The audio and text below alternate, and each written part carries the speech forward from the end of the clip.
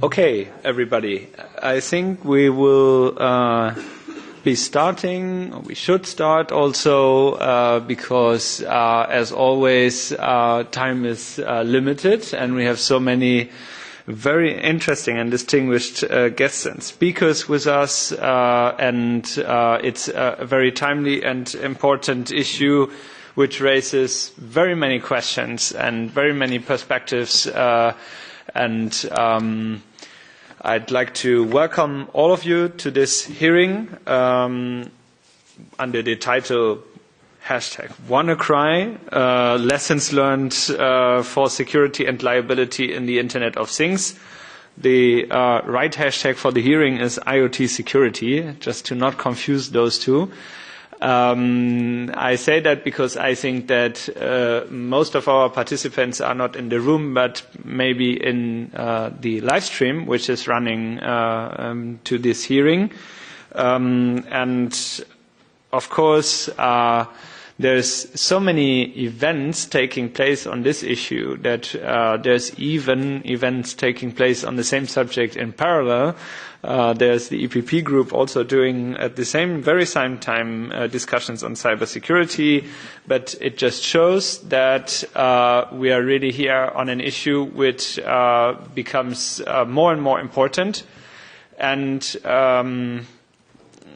late but better than never, and it also raises big policy questions for the upcoming time due to also current events. For example, the hacking of certain election systems, or also this WannaCry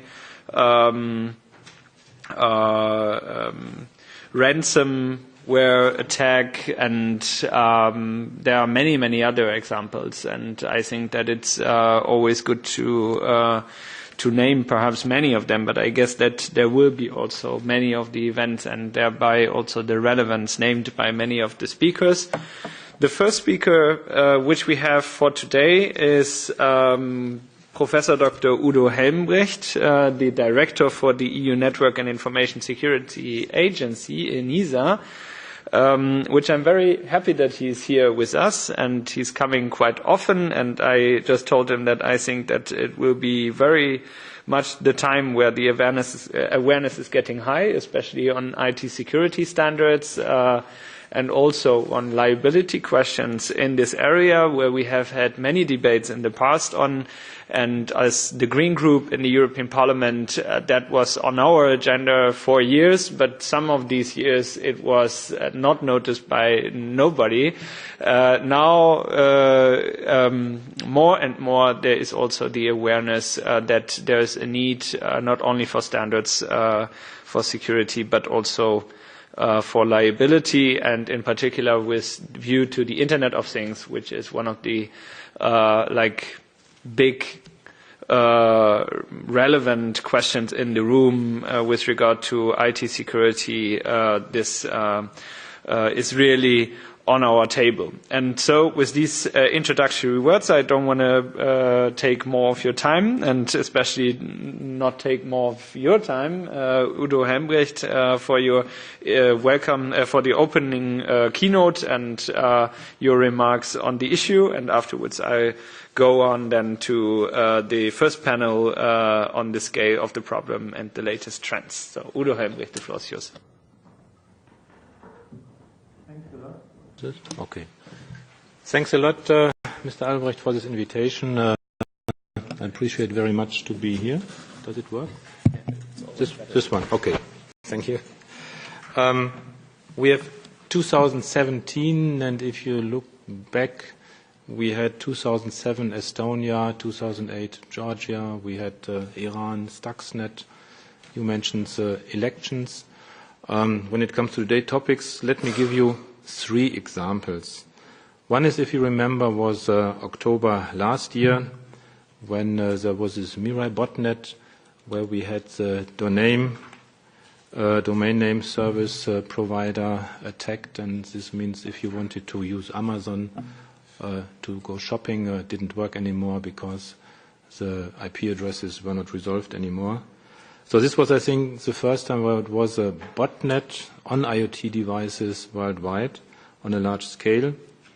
The second story is something which is happened to a friend of mine. We had November 2016 when also via the Mirai botnet in Germany, hundreds of thousands of telecom routers were attacked.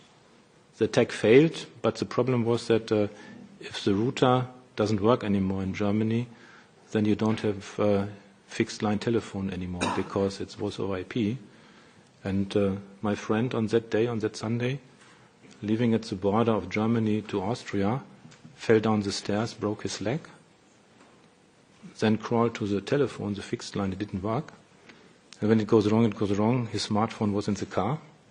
His wife was not at home, so he had to wait a couple of hours to phone the ambulance. Yeah, this is something I think where it shows in the end that if such devices are hacked, it really can have impact on our, let's say, safety and health. And of course, the third topic is WannaCry a couple of weeks ago. Let me mention something here, because if you talk about ransomware, there's something what was different in this case.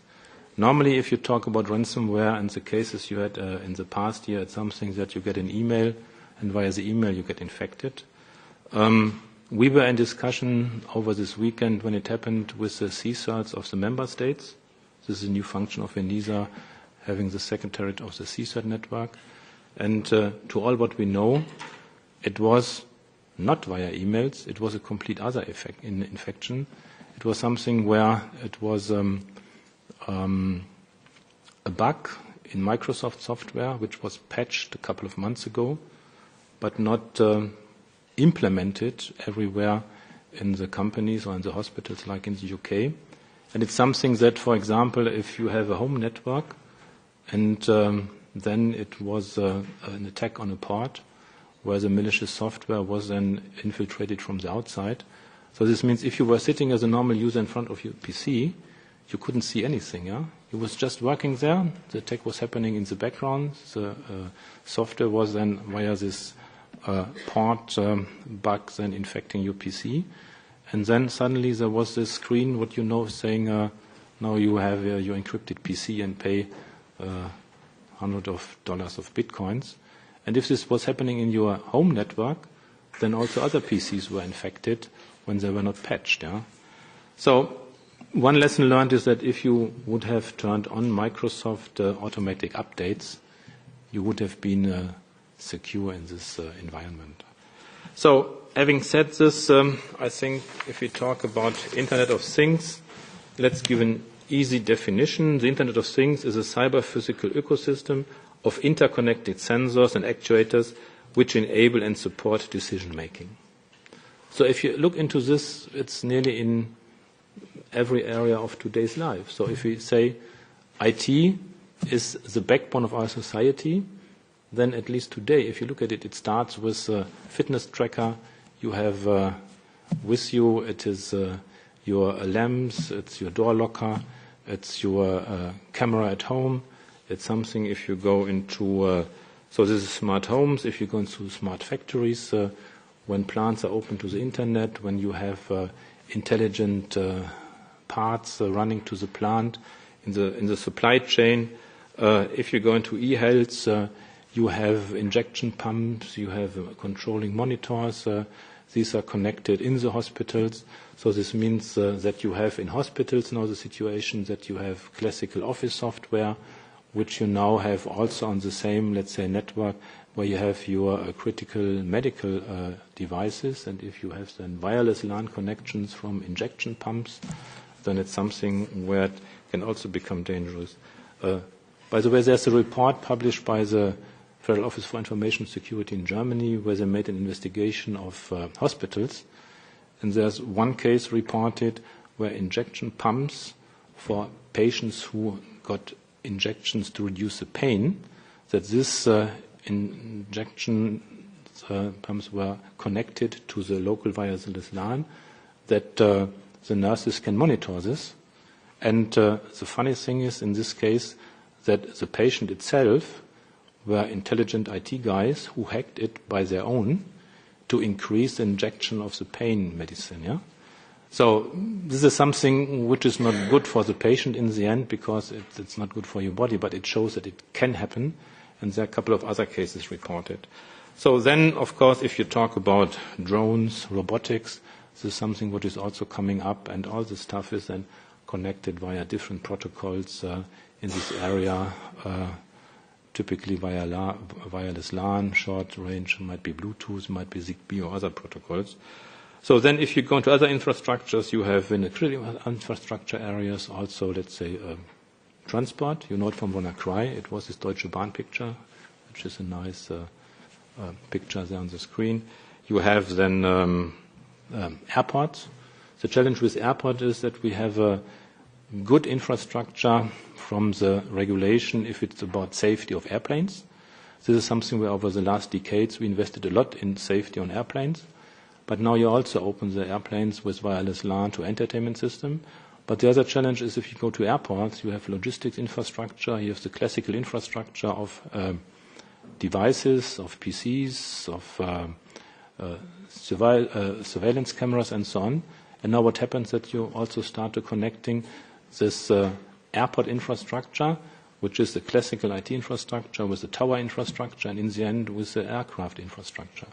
And every time when you connect these different infrastructures, the challenges are that you have them as the same in the hospital example, that you connect classical, let's say Office IT, Windows-based system, Linux-based systems, with then critical systems, which are the core systems, which then, if they're infected, can be dangerous.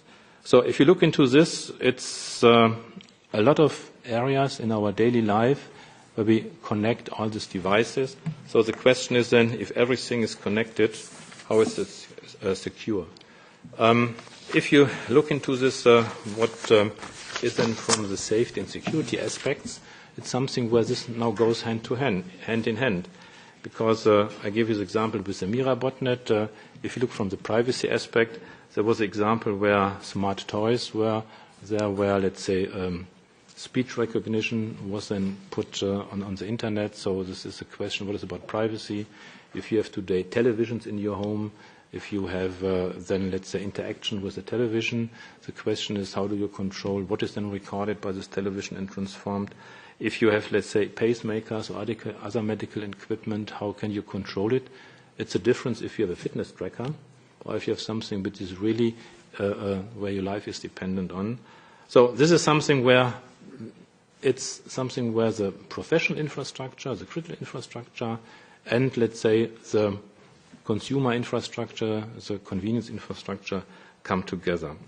So it's a rapid technology, and the question here, often the discussion is, what is about regulation, certification, and standardization? And the challenge is here that if you look into this sector, it's from the history completely different than our classical sectors. What do I mean by this? If you have a car, if you have a train, if you have an aircraft, you have standards. You have type approval. You have a supply chain. You have liability. This means this was done, let's say, 100 years ago, 50 years ago. Going with the technology, we learned how to define standards, how to have an accreditation scheme, how to do this type approval. If you have, let's say, import of toys, you have, let's say, a CE label where you know that certain ingredients should not be in toys. But if it comes to IT, for me it looks a bit upside down. Yeah? It's something if you buy a PC, if you buy an operating system, it's you as a user out there. If you are looking for this, take this WannaCry incident, it's something where you have Microsoft as a supplier. So, of course, at a certain point in time they do their job and provide a patch. But for example, if you look for the XP patch, it came suddenly when they realized that it's really something which is dangerous, and they, let's say, turned off the support for XP, but they said, okay, we have to do something. So the question is, how long is a vendor liable for what he's doing? This is one part. On the other hand, I expect from a hospital that the hospital patches its infrastructure, that the hospital looks after it, and that I, as a patient, if I go there, it should not be that I send to another hospital because this hospital is not able to do X-rays or surgeries. Yeah? So this is something where you have a responsibility also of this. And then the question is, in the end, what can expect it from a user? I think a lot of people in this round have experience with IT. But can we also, as a, let's say, a professional IT user, every morning wake up and say, so what happens now with my infrastructure? So it's difficult. I think this shows the whole chain. Just to give you, as a sidestep, an insight of the WannaCry incident, it's something where it happened over a weekend, which is also something when you have to look for ENISA or for CERT.eu. It's an institution where we don't have the resources for 7 days, 24-hour support there. So it means on one hand, you need CERT.eu in this infrastructure for the agencies to give the warnings. On the other hand, you need somebody who is there to look for the warning. So it's a lot of engagement of people to see if the systems are patched and up to date. But it's something where you're always running behind. So I repeat it. The question is, what is the responsibility for the product liability of hard and software of the vendor? Take this Microsoft example. What is the responsibility of the companies, the plants, the producers, the hospitals, whatever you name it? And in the end, what can you put on the user in the end as a customer from a customer perspective? So just a few statements on what we are doing from ENISA. We have on one hand the NIS directive. So this is thanks to the Commission, and it came into force last year. So it covers a lot of sectors. But we have to be aware that it still is only the thinking on critical infrastructures. And this critical infrastructure thinking is still sectoral thinking, which is 10, 12 years ago when we started with this in different levels in the member states. IoT devices, in the sense of consumer devices, or what you have, let's say, in not critical infrastructure sectors, are not covered. So the question is then, what is then an approach also to do something in this area? There's the data protection regulation, the GDPR. So I just mentioned only a few. The question is also, how do we deal with privacy? Just a sidestep. If you have all these fitness trackers, if you have in the future kind of black boxes in cars, yeah, because you can put these things in there, then also health insurance or car insurance companies will come and say, oh, you get a better a deal if you have this stuff in, or if you're wearing this stuff, and people will do it. And then when the people are 60 years old, then you say suddenly, oh, sorry, Mr. Helmbrecht, your health is not so good, or if you are young, you are driving like hell. So the question is, what happens with all this privacy data, with this data which is collected there, and then what does the GDPR then mean also in the Internet of Things topics? So what we did from ENISA, and there's a bit the marketing blog to look on our website, we worked on smart homes, smart cars, smart hospital and e-health, intelligent public transport, smart airport, and smart grids. So these are special things where we publish reports and give recommendations. So the question is now, for the Internet of Things topic, we have currently an expert group, which is of different companies. The list of members is more than an A4 page. And what we also did is we have some lessons learned, also some examples. For example, when we go to conferences, we have staff who can show how to hack a locker with a Bluetooth or wireless LAN interface. The question is then always, if we do it, it's nice if you see it, but the question is then, what do the vendors who produce this stuff learn from this and implement it better? So it's something what I say, it's more like ENISA, like a, let's say, teethless tiger. We can show this, we can put it there, but I think we have to discuss together with the Commission and also with the parliamentarian, in what cases do we need some pressure to put it on the vendors so that they improve these things. I want to close looking a bit to the future. When you talk about, let's say, artificial robotics, it's a bit more in the future, but on the short term, we will have self-driving cars, we have autonomous driving. So it's something what, beside what we say, IT-Security, privacy, is then a question also of ethics. So we need some kind of ethics by design, where the question is, if we put all these things now into cars, autonomous cars or robotics in factories, the question is then, who is then liable for this? And what is then the, let's say, boundary conditions you put there? And if you talk about ethics, then ethics is not a global value. It's something which is different in China, it's different in the US. We have our European thinking of ethics, we have our evolution over centuries, we have our Lisbon Treaty, we have our fundamental rights there. So the question is, what does it mean when we produce something here What does it mean when we import stuff? Who is then responsible for liability if something is there? So this is something what also needs to be discussed in the future. So let me summarize here. We have a couple of basic principles like security by design, privacy by design, and ethics by design, what we need to address. We have consumer rights, which should also be addressed in this Internet of Things world. We need to think about in which cases we need product liability.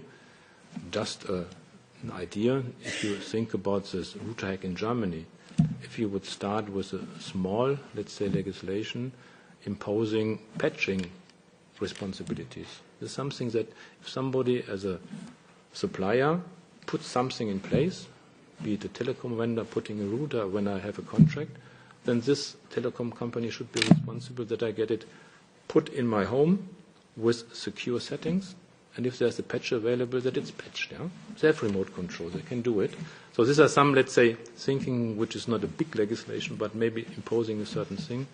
And also what I think, I'm happy that the Commission picked this up and we are working on this, is a certification topic. This means what kind of accreditation, standardization, lab system we have harmonized in Europe so that we really have standards. And according to the standards, products are certified and which products shall be certified. And coming back to the initial thing when you talk about the incidents like WannaCry, something where we also need to discuss what is an escalation procedures in Europe. So if you look, therefore I mentioned it, 2017, 10 years after Estonia, we still don't have on a European level an implemented crisis management.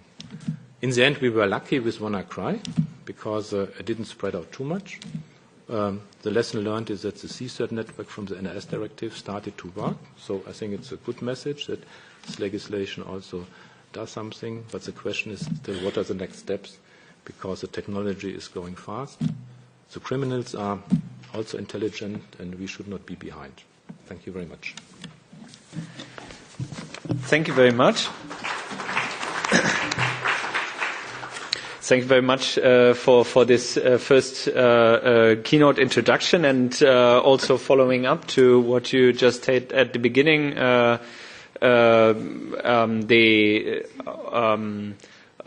you said during the speech that the Network and Information Security Directive is the first start, and now at the end you also reiterated to the point that that there need to be further steps ahead in this field, IT security standards, but also oversight, also liability needs to be strengthened. You gave some of the examples, and I think that the most important moment where it becomes clear that only focusing on critical infrastructure is not enough is, as you said, also with the Internet of Things coming in.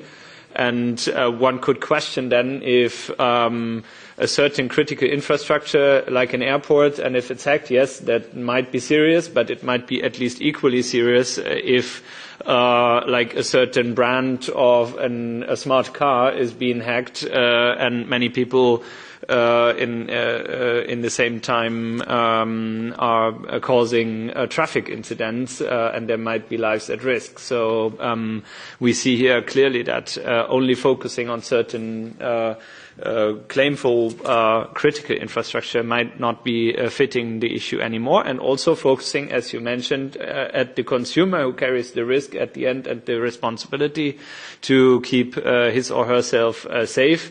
Might not be accurate due to the limited possibilities which those people might have, and even those sometimes may have who run the systems, but that there's also designers or at least producers and vendors who carry responsibility and where liability needs to be strengthened.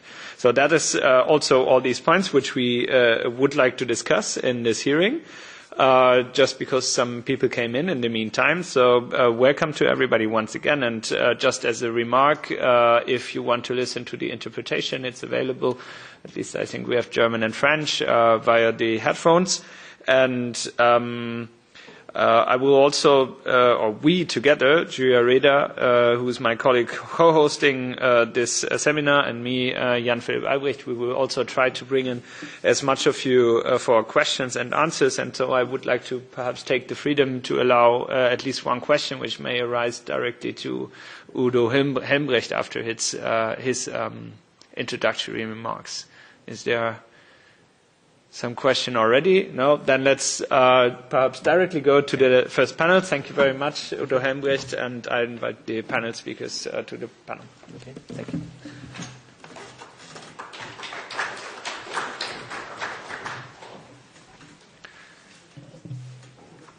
So please take your seat in the front.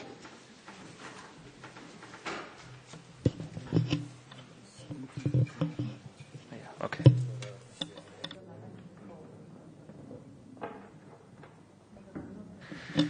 Thank you. So while the speakers are taking the seats next to me, I will just shortly also say that this is a Greens IFA group hearing, and we also, besides Julia Reda and me, have one of the co-organizers, Reinhard Bütikofer, who just also did a report on digitalizing industry, and you see that there's so many issues going on in this sector of digitalization and in particular the Internet of Things developments.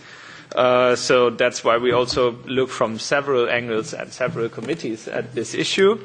And I'm very happy that I have a very full panel and also a very distinguished panel with me now to discuss the scale and of the problem and the latest trends. And I just briefly introduce all of you. So just next to me is Despina Spanou. She's Director for Digital Society, Trust and Cybersecurity in the European Commission. Welcome.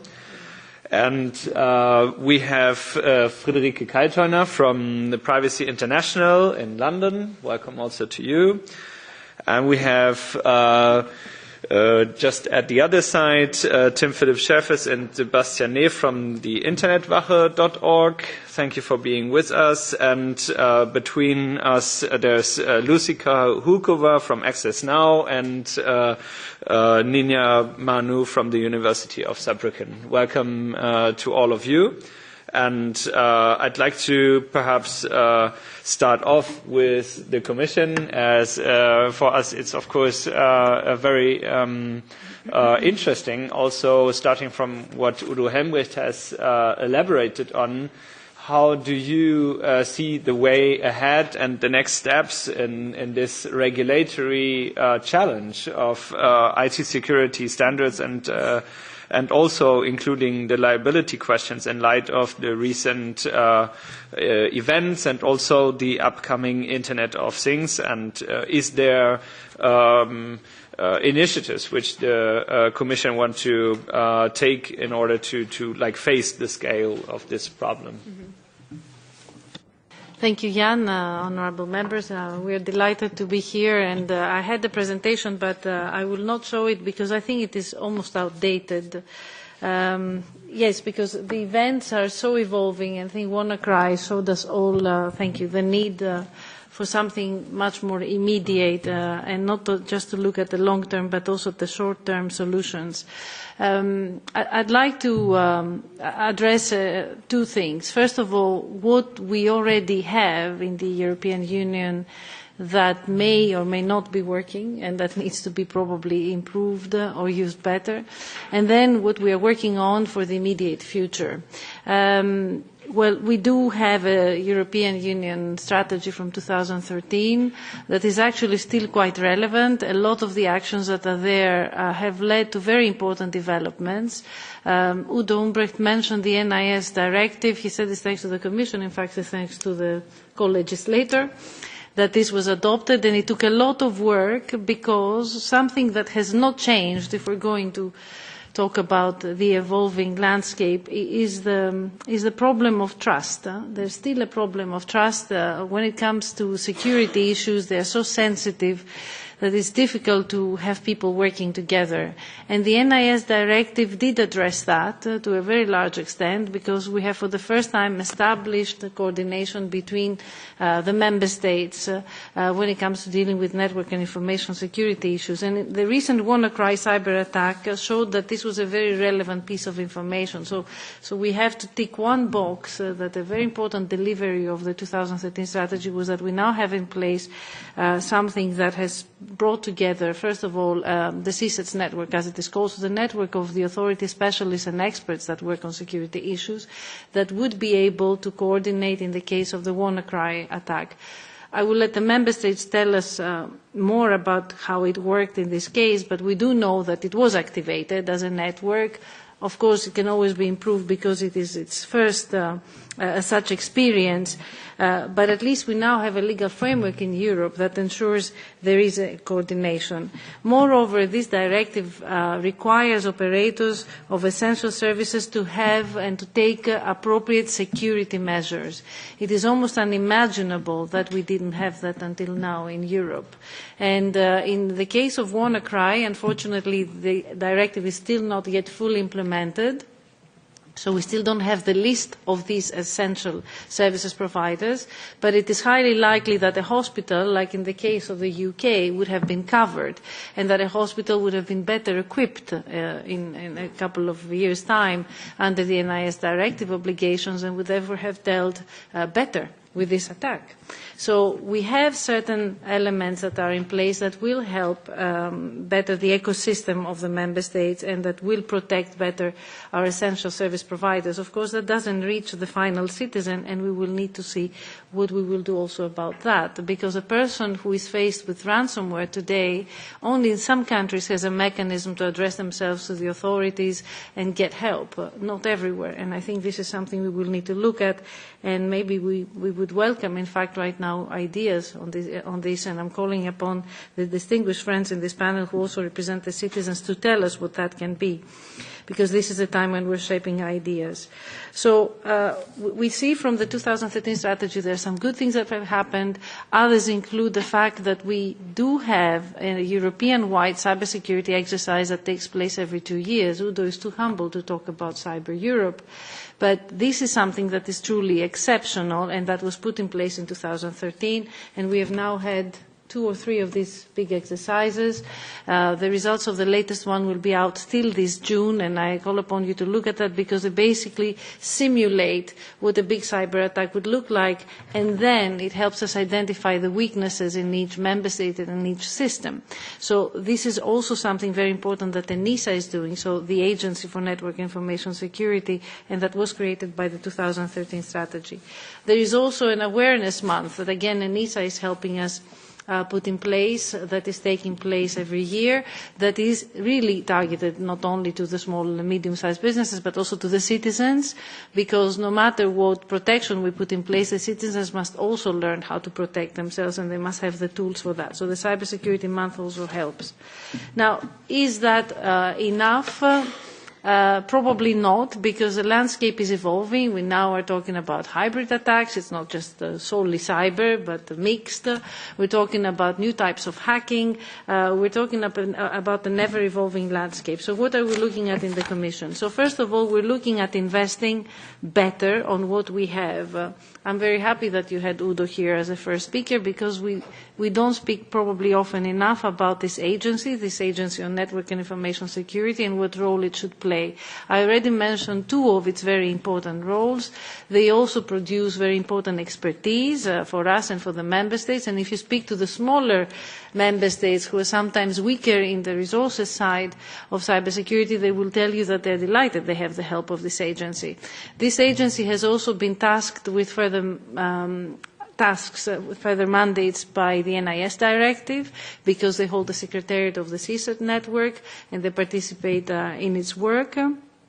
And this is something that has to be integrated in its mandate, but we should also see what we do with this mandate. ENISA is today the only agency that does not have a permanent mandate in the European Union, which is rather strange for a cybersecurity related agency, but also to see whether it should be tasked further and how do we use the strengths of a European agency in this sector.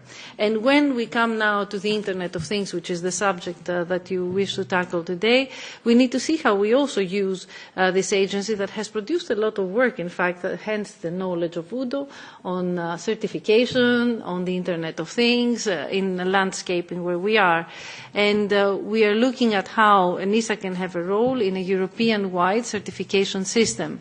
We are now carrying out an impact assessment. I don't know whether that will show. We're still talking, as you know, to stakeholders, and we're collecting views. Do we need to have mandatory certification systems, and what type of certification systems we should have in Europe? But what is actually happening is that we have certification systems that work in different member states. We have agencies that are being created, and there is no European-wide system for a mutual recognition. So you don't have a true internal market for the Internet of Things.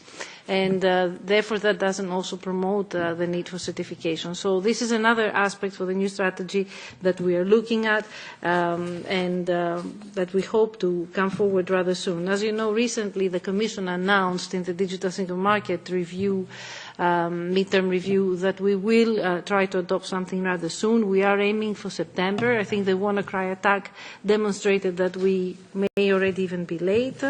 So we're hoping that we will renew a strategy that we had from 2013, and we will base it on pillars of immediate needs. And these immediate needs, when it comes to liability and the Internet of Things, also come from certain applications, and I will close with that. In the same document of the Digital Single Market, we identified two new areas of work, which are not very new. One is the connected cars, and the other one is electronic health. If we're going to put in place, as we intend to with the Member States, cross-border corridors to test connected cars, can you imagine if we had not taken care of the cybersecurity aspects first? Here we will actually destroy a whole technology and the future, and how will we create trust for our citizens they can use this technology? So we are now working not only with the Member States but also with the industry to see how they integrate in the considerations and the build-up of these cars cybersecurity. And it will be the same for electronic health. We have announced that we want to work towards the communication and towards investing money to create infrastructure for data to be exchanged, of course, upon the acceptance of citizens with full respect to privacy and data protection rules. But if citizens decide to do that, they want to also be assured, I would say, that this is done in a secure environment, that this data is being exchanged the way it has been defined and not further. So these are only two of the applications where we will need to have immediate cybersecurity and certification solutions if that is what it takes. So we're looking in parallel into vertical solutions. I will stop there, and I will complete probably with more answers to the questions so that I don't take all the time. And thank you for giving us this opportunity. I think this is really the right time to discuss these topics.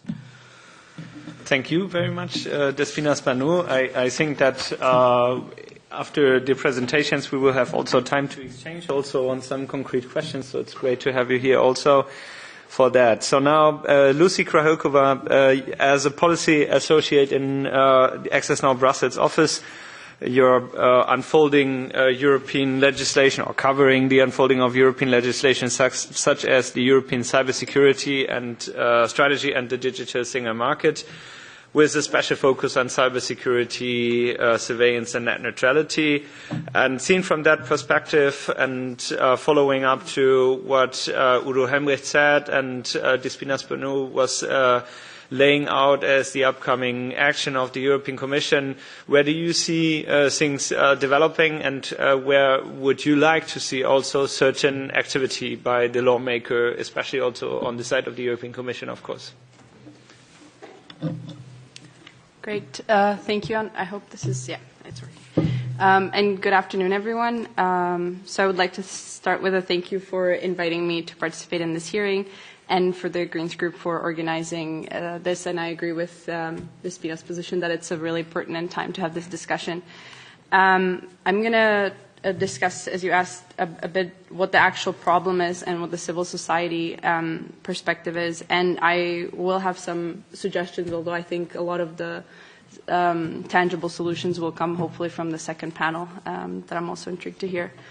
So I work for Access Now. We're an international NGO working on defending and extending the digital rights of users around the world. And I work from the European office, which is registered in Belgium.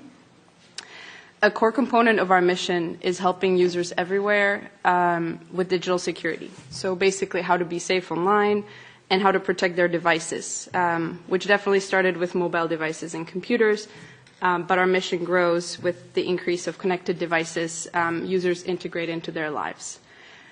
So if I could have second slide, thank you. One back. Sorry, thanks, yeah.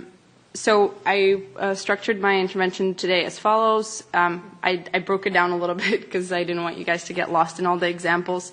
So I'm going to go over the current landscape of the Internet of Things, basically, and the basic threats.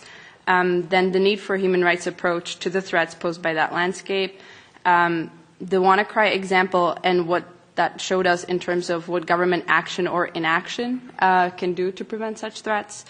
The Mirai botnet example and further IoT examples. I know there are others who will be discussing botnets as well, so I'll do my best to lay the groundwork for that. So basically, I think the key message, if there's something that I will reiterate throughout, is that governments, private sector, and civil society need to work together. There's no unilateral solution to the issue. Otherwise, we all lose. So starting with IoT and what it looks like at the moment, the forecast is that the IoT market is meant to grow from an installed base of something like 15.4 billion devices in 2015 to something like 30.7 billion devices, which is huge, in 2020. And as evidenced in the past several years, IoT products ranging from toys to household items and devices come with little more than rudimentary security, exposing users to very different threats. The map that you see now on the slides is the WannaCry ransomware attack, the impact map. It's just a very pretty picture to illustrate what I'm saying. The threats that we're seeing is identity theft and other personal data abuse. It can be ransomware attacks, such as what we witnessed with WannaCry. It can be the invasion of privacy through surveillance, such as the Kayla doll and others. I'll discuss some of the names following. It can be the creation of botnets, where the device is appropriated and used to conduct other large-scale attacks, such as distributed denial of service attacks, DDoS, such as the Mirai that I mentioned before.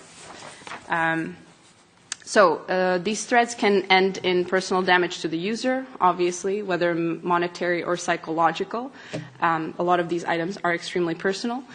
And in physical damage to the device or components themselves, which raises many questions for the second panel, again, focused on liability and solutions. And it's something we raised also in our paper when we talked about human rights response to government hacking.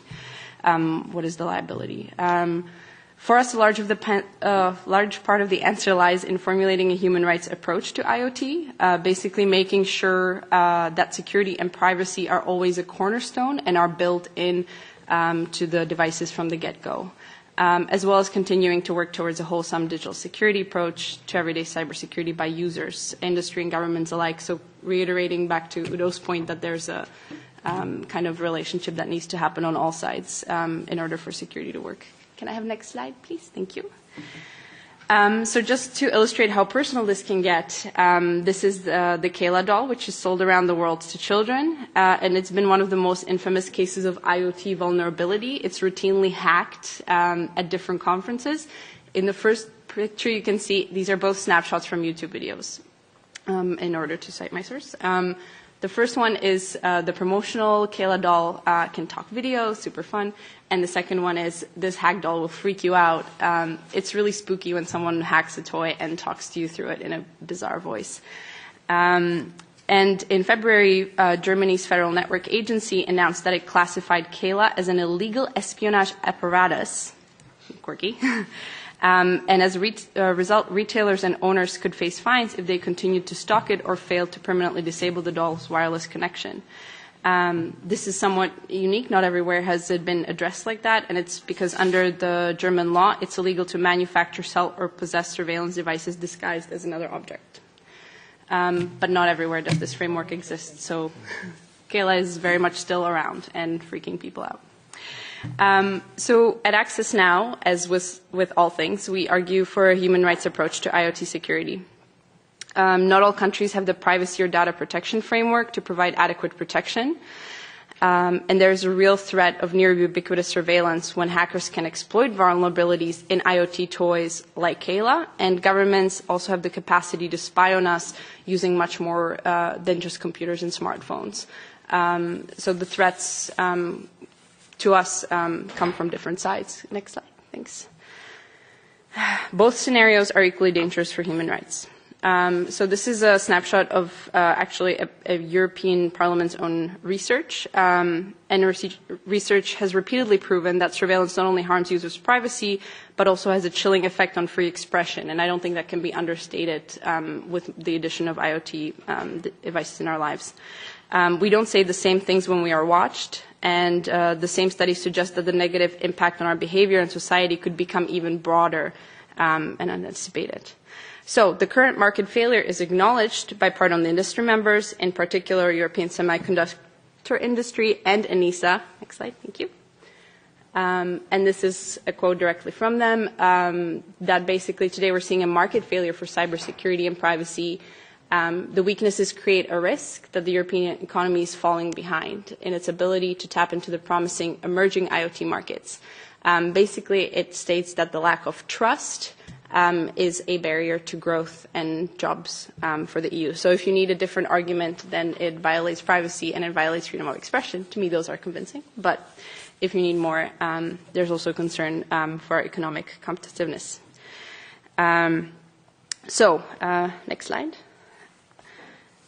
And back to the WannaCry. So the WannaCry attack used a series of known digital security exploits and tactics to undermine emergency medical services and interfere with a lot of critical infrastructure, as has been mentioned.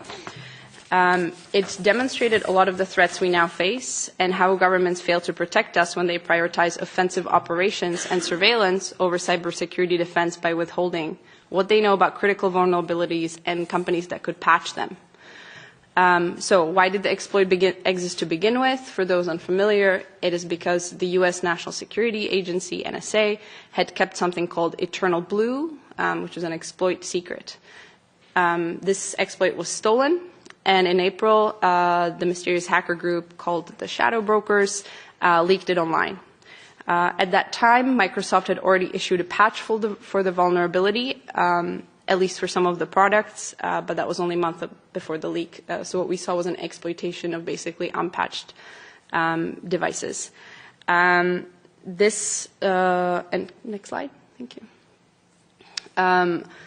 This is not unique to the NSA. There are other government intelligence agencies that are currently conducting this practice. The UK Government Communications Headquarters, GCHQ, and other agencies are doing that also.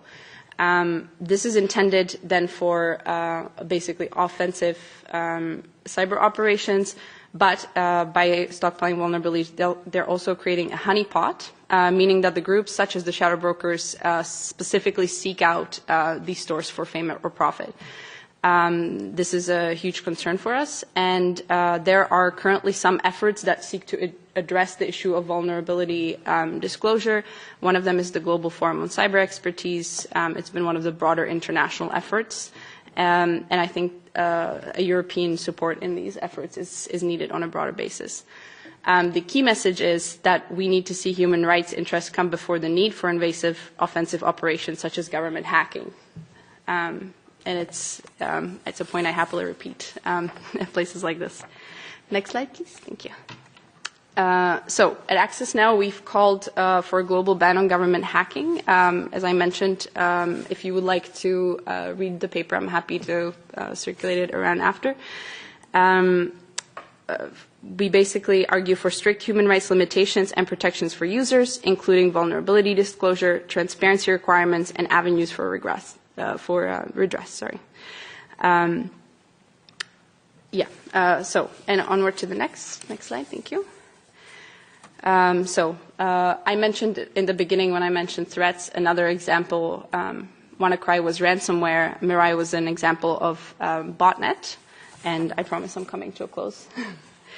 Mirai has been one of the biggest IoT botnets known to date. It was built explicitly to exploit IoT's weak security by scanning for IoT devices accessible over the internet and protected only by factory default or hard-coded usernames and passwords. So in layman's terms, this botnet was explicitly designed to go after devices with the username admin and the password. It's not an intricate operation. These are hard-coded into the devices. For people who work in security, you know that different devices come with different, slightly different variations of this, but it's incredibly predictable. And these are meant to be altered by their users when the device is set up, which, as shown by Mirai, was something that users don't do because Mirai spread to 164 countries and was recorded in nearly 50,000 unique IP addresses. So this is a very different kind of attack than what we saw with WannaCry and a different structure. Yet these kinds of attacks have only continued to increase as companies continue to neglect basic security. At DEF CON, which, if you don't know, is a security tech policy conference, 2016, hackers tested the security of a variety of products in the IoT village, where people can kind of get their hands on some of this technology. They were able to find a whopping 47 new zero-day vulnerabilities across 23 different types of devices from 21 different manufacturers. Most of these were super simple, easily preventable security gaps, as many of them are. So this shows really that the responsibility, as Udo mentioned, it should be on the users and the producers, but it's really lacking on the part of producers in many instances. Last slide, thank you. So this has the most devastating impact on the most vulnerable people and communities around the world, which is what we're concerned with, and it's the people who have the fewest resources to defend themselves. The fix for WannaCry and Mirai problem is complicated, it's systematic, and it requires a systematic solution and a cooperation of everyone involved. From our perspective, governments need to take proactive action and commit to putting the defense of networks ahead of offensive covert operations, as we've seen repeatedly over the past several years. And they need to commit to strict rules and oversight for government hacking, which is a big priority, as well as proactively engage with industry on vulnerability disclosure processes. Basically, to keep us safe, governments, the private sector, and civil society will need to work together. Otherwise, we all lose. So I hope I covered everything you wanted me to, and I'll be looking forward to any questions you may have. Thank you very much, Lucie Krahulcova, and that also scales up a little bit the problems and also the trends in this development. And I'd like to, at this moment, also bring in Ninja Marnau, your senior researcher at CISPA, the Center for IT-Security, Privacy and Accountability at the University of Saarbrücken. And you're working interdisciplinary between law and computer science in the field of IT security and privacy. And amongst other things, you have been looking into the vulnerability of connected cars. So we're happy to also look into your expertise in this sector. Thank you very much. Thank you, Jan. Thank you on the European Greens for having me. What I actually brought today is nothing on connected cars, sorry to disappoint you, but some very detailed data on what IoT botnets are actually doing currently on the net, some statistics and some numbers on the scale of the problem, and some suggestions for regulatory options. So, thank you. We have seen in 2016 quite a lot of large-scale attacks from IoT botnets. The most prominent maybe is the second to last on the French cloud service provider OVH, which was till today the largest attack we've seen. There were more than 150 devices involved. I guess this was the attack you've shown on your map. 152,000, yes. So next slide, please. The problems we are facing with IoT devices currently are manifold, but the most prominent was already mentioned, that we have hard-coded passwords, backdoor admin accounts that attackers could use. We have overall weak authentication in communication of these devices. These are not encrypted. They don't usually force the user to install new, more secure passwords. We have devices which usually have old and very weak quality software running. There was a summary of router software, and the researchers found out that usually the software was 4 or 5 years older than the actually router device. Further, we have the problems that the attacks are easily scalable because the devices are all the same and they're easily findable on the IPv4 net. And currently we have no regulatory or financial incentive for the manufacturers to put more effort and more money into more secure products. Next slide, please. So the behavior we see from IoT malware, and currently the most prominent families are the Mirai malware and the Bashlight malware. These are so-called scan and spread worms. Each infected IoT device goes on the net and scans for more IoT devices. So it's spreading like a cascade. And this is also the way we have some updates on the numbers you presented, because we kind of, colleagues of mine who are in our network security research group at CISPA, over the last 18 months mapped out IoT botnets. So I will come to this in a moment.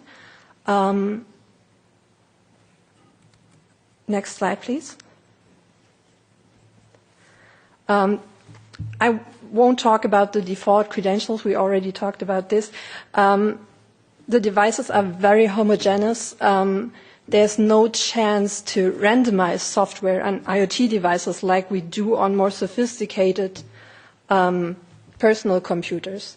So these are really all the same, and if an attacker finds an attack vector that he can use it for every device which is sold. And the lifespan of IoT devices. Usually you have your smartphone, which you change every 2-3 years. You have your desktop computer, which you change quite often, but IoT devices are on the net much, much longer. Think about the thermostat. You will use this for 10 years upwards. So these devices, which get old very quickly and are already old when they get on the market, think about the thermostat. If they also use a software which is 5 years old when it gets on the market, by the end of its lifespan, it's like 15, 25 years old, not updated software. So next slide, please. What we've seen in these attacks that I've showed you on the very first slide is just the tip of the iceberg, because the botnets have grown massively. Currently, we can count anywhere between 1.2 million and 2 million IoT devices which are part of the Mirai botnet or the Bashlight botnet. These numbers are kind of vague because we have to count out changing of IP addresses, changing of devices which get rebooted and then lose the malware. What we also see is that these networks have potentially a vast upstream bandwidth, and not only the 100 MB upwards per second, but like 1 to 3 terabit per second on the upstream. So we can see in the future much, much larger attacks. They are currently mostly used for DDoS attacks, so distributed denial of service attacks on services, on websites, which they take down in this way. And compromised are not only video recorders and cameras, but more than 760 different types of IoT devices which comprise these networks. Next slide, please. So here you see the number we've measured. So these numbers on the left side mean millions, 1 million, 2 million, 3 million. And you can see on the time scale that before each large attack, the number grows massively. And what you also can see is that whenever the dark blue Mirai number rises, the light blue, mostly bash light, decreases, which means that Mirai takes over bash light bots, which is quite interesting. Next slide, please. So what we have to take, oh, okay. Next slide. Yeah, this is better. What we can see regarding the origin of those bots is that a single market regulation might fall short because this is spread globally. And the bots, the four most important origin countries of those bots are Vietnam, Iran, Brazil, and India. And they together make up almost 50% globally of bots from the Mirai botnet. These are numbers just from the weekend, so they are quite current. Next slide, please. When we look at the command and conquer command and control service for this botnet, I don't know where my thoughts went there.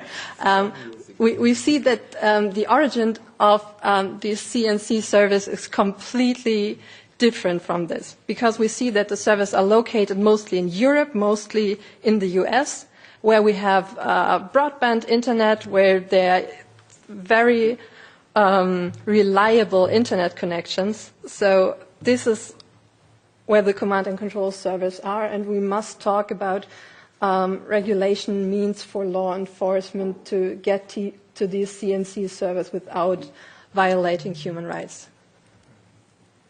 So next slide, please. An outlook to the future. What will we see in the next few years?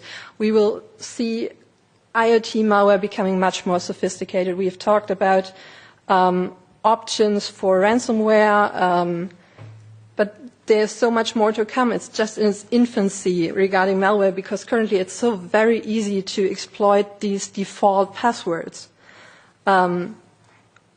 We will see spam, click fraud, social media bots which exploit these botnets, which are for rent on the black market. A little light on the horizon maybe is the switch to IPv6, because it becomes much more difficult to scan and find these devices, because even search engines like Shodan, which are designed to find and show IoT devices, probably don't have the means and the infrastructure to scan the IPv6 net. Next slide, please. So our security lessons learned is starting from scratch. Enforce secure credentials, no default logins, give users incentives to change these defaults right in the beginning and choose more secure passwords. We have all seen this on our desktop computers in our firms. There are standards for this. We have also to talk about regular security updates from the manufacturers, from the vendors, and incentives for the users to actually install them, and this can only be done by auto updates. And for the very far future, we have to talk about other security measures than we currently see on our desktop computers and on our mobile devices, because security techniques like randomization won't work because the devices are too limited in their hardware. So next slide, please. Regarding the regulatory challenges, I guess the second panel will talk about a lot of liability and how to get the vendors on board, how to protect the customers. But what we need to keep in mind is this is a domestic fix for a global problem, because we can only discuss the protection of victims of DDoS attacks on a global scale. And maybe we have to talk about something like the Paris Climate Accord, which got a lot of press recently. So like all countries agreeing that they do regulation on their internal market to bring vendors to more security measures for their devices. Thank you. Thank you very much, Nina Marnau. And looking at this, these technical examples of how these vulnerabilities look like, we go to Frederike Kaltheuner, who is a policy advisor on data innovation and privacy at Privacy International in London, develops positions on privacy and security challenges of connected spaces, and I guess that we've got also to look at the implications for society as a whole if we talk about IT security. So I hope to perhaps get some insight from your side, and the floor is yours. Thank you very much. Next slide, please. I'm a policy officer with Privacy International.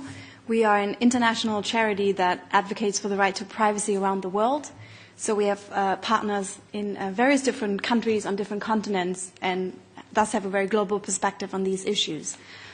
Next slide, please. So in this very, very short presentation, I would like to make 3 points. And the first one is, when it comes to IoT, the problems of privacy, security, and safety converge. And these problems are not the exception, but the norm. The second point I want to make is that we identify the main challenge as information asymmetry. And finally, I want to, even though this is, of course, the second panel of today, I want to make a few remarks what we think could be some solutions to at least address the most blatant problems we see today. Next slide. So IoT devices are a massive challenge for privacy. This is no news. IoT devices are equipped with powerful sensors that generate and collect massive amounts of data. The slide you see, I recently gave a talk on the use of IoT devices as evidence in legal proceedings. And what this slide shows, and this is marketing to police officers, that IoT creates a world where sensors become ubiquitous. Everything you do, not just speech, but also behavior, is datafied, stored, and potentially traceable. So we know, is that one better? Sorry. We know that IoT devices create a lot of data, but I think what is often forgotten to mention is that IoT devices are also leaky. This means that they frequently gather a lot more data than they need to, and that what customers and users are aware of. Combined, all of these data create an unprecedented level of granularity, of individual-level human behavior, which can be used to make all sorts of highly intimate inferences and predictions about interests, hobbies, future intentions, etc. And this loss of control, the fact that these devices they're constantly on, which means that users never really know whether data are being collected. It's very difficult to understand what kind of inferences and predictions can be made from such granular data. This is something we call data exploitation. Next slide, please.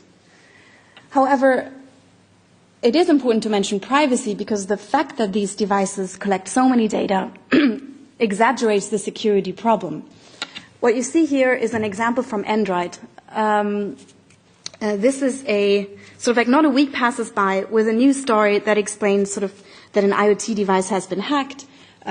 Kyla has been mentioned, but also baby phones and smart home devices have been in the news. What you see here is a graph from a well-known study by the University of Cambridge that was published in 2015. So this is well known. So the authors of the study came to the conclusion that on average 87% of Android devices are exposed to at least 11 known vulnerabilities at any point in time. So in their study, they figured out a method to measure how insecure devices such as phones are. And you see whenever there's a spike, a new vulnerability has been discovered, and it takes a lot of time until patches are distributed. They never reach all customers, and over time, insecurity increases greatly. We know that Android phones, or we know that phones are insecure. We know that operating systems are insecure. So this raises very important questions for when software is added to things that are supposed to last 10 years, 15 years, or even 20 years, such as cars or fridges. And again, this shows insecurity is not the exception, it is the norm. Next slide. And what is also important is that privacy and security leads to a third point, which is safety.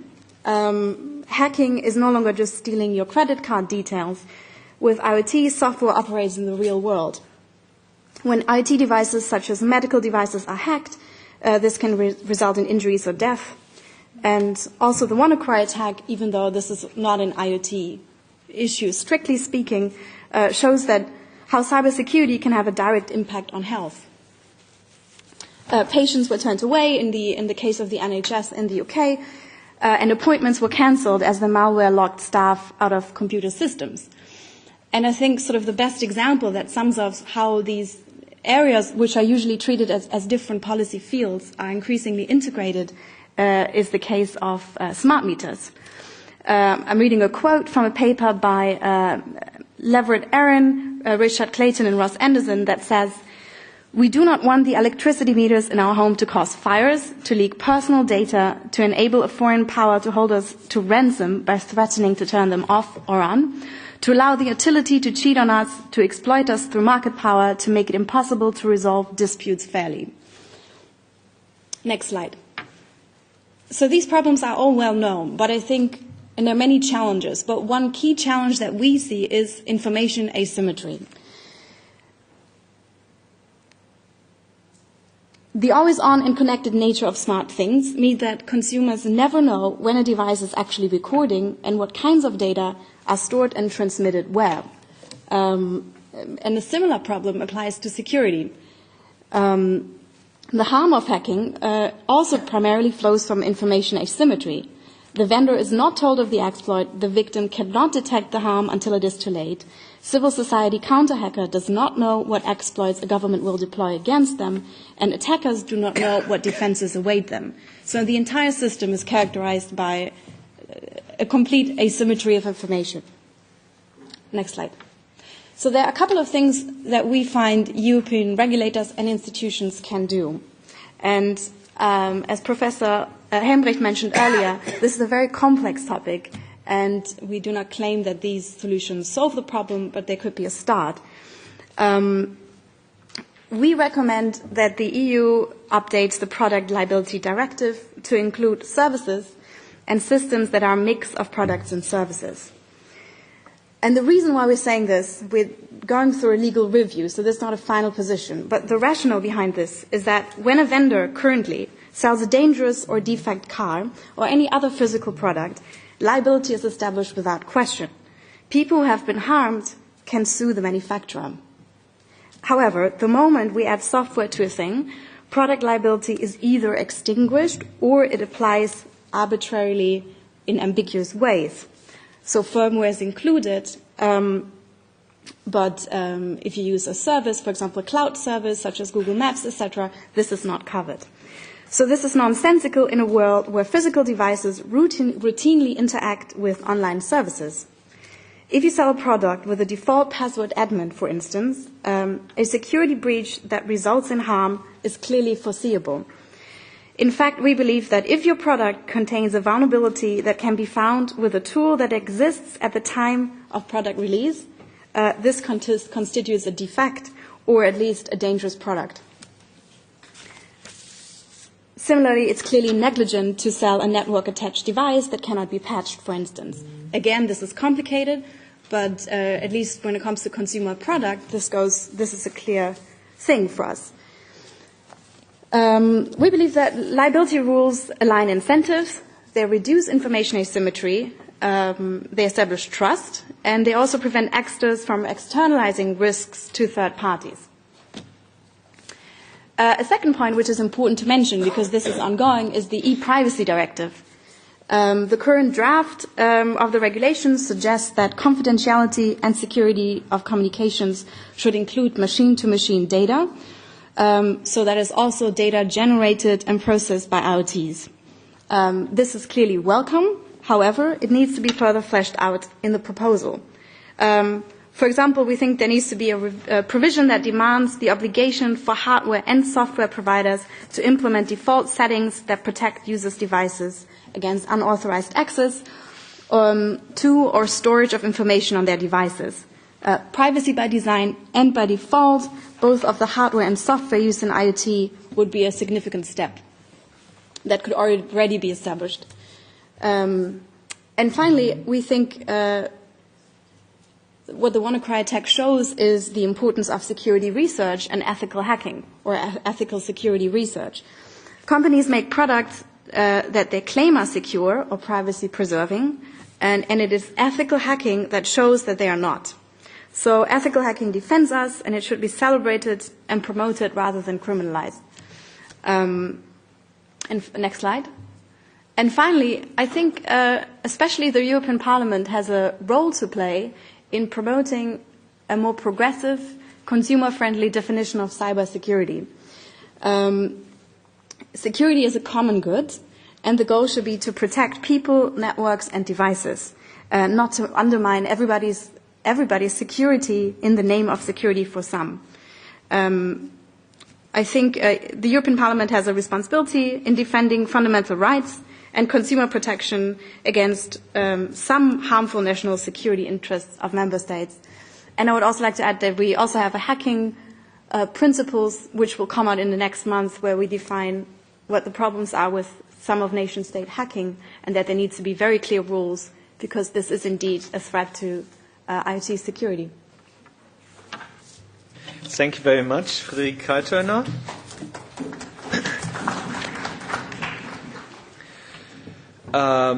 With these insights, we come to, last but not least, two guests which we have here from a website called internetwache.org, which actually is a project done in Germany on from the side of the idea of doing policing in the cyber area, and we have two co-founders there on security and IT,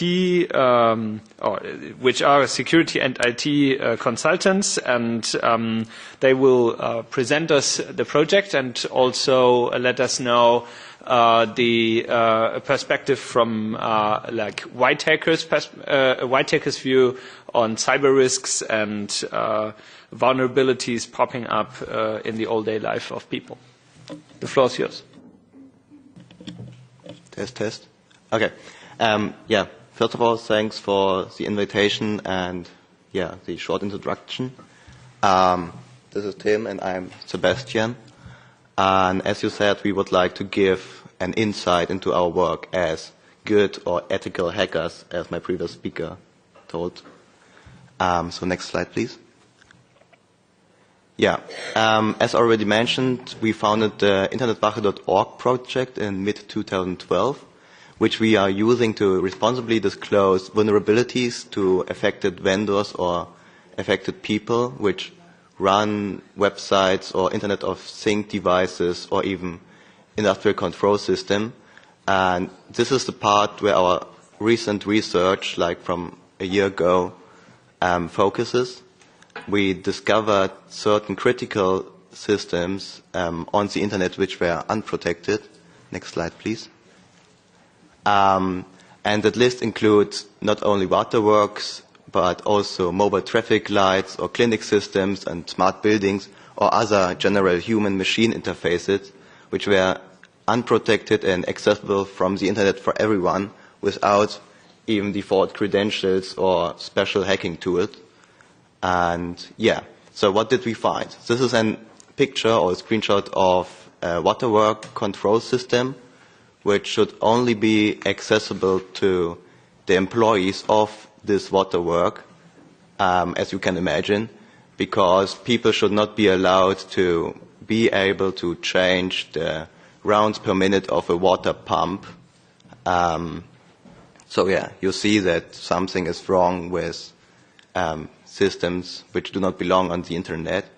And next slide, please. So yeah, why does it happen? So we would like to tell or introduce our major problems and things that we believe lead to those system beings on the internet. The first one is law and regulation. In most European countries, anti-hacking laws exist that hinder and more or less prevent good and ethical white hat research in those areas. So we usually walk in the gray zone of legal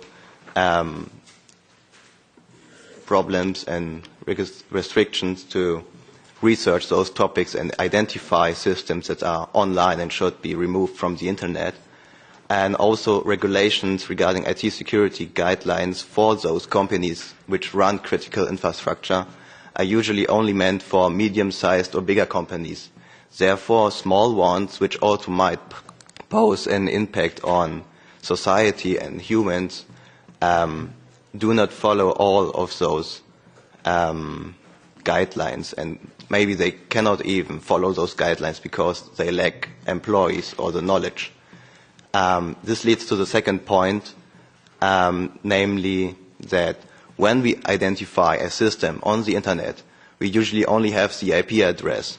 So figuring out how to contact the responsible person or company to tell them that there's something wrong with their system and they should patch their system or even check the internet access controls is hard.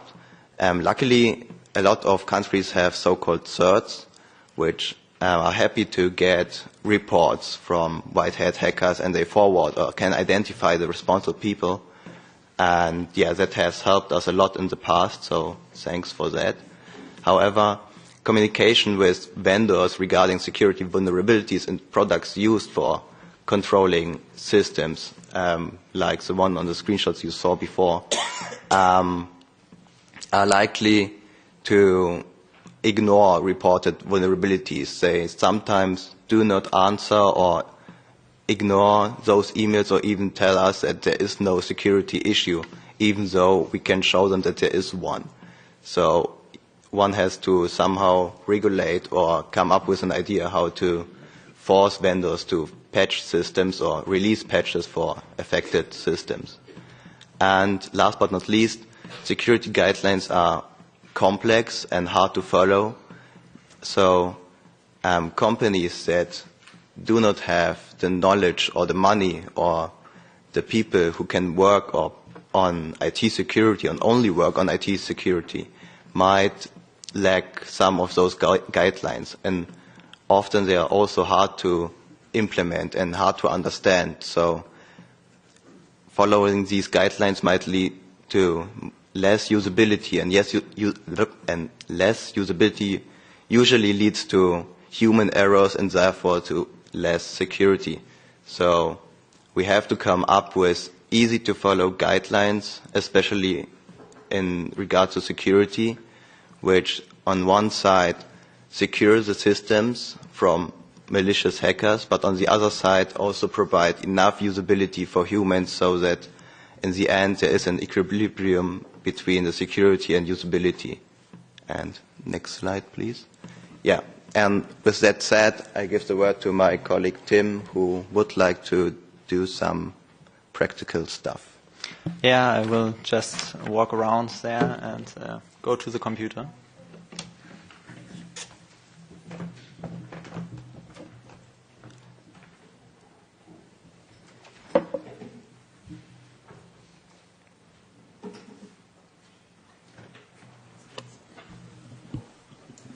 Okay, I hope it works perfectly. Yeah, so we were often asked how we find those devices online, and it's pretty easy to find those. Even critical infrastructure can be found via Google, for example. And we want to give you a short presentation about our recent research we did. It's about wind farm wind farms around the world. So then we will first go to google.com, for example.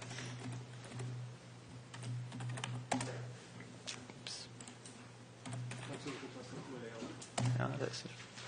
Okay, perfectly. So as I said before, we are looking for wind farms, and as you might imagine, those applications are called, or might be called, wind farm portal, let's say.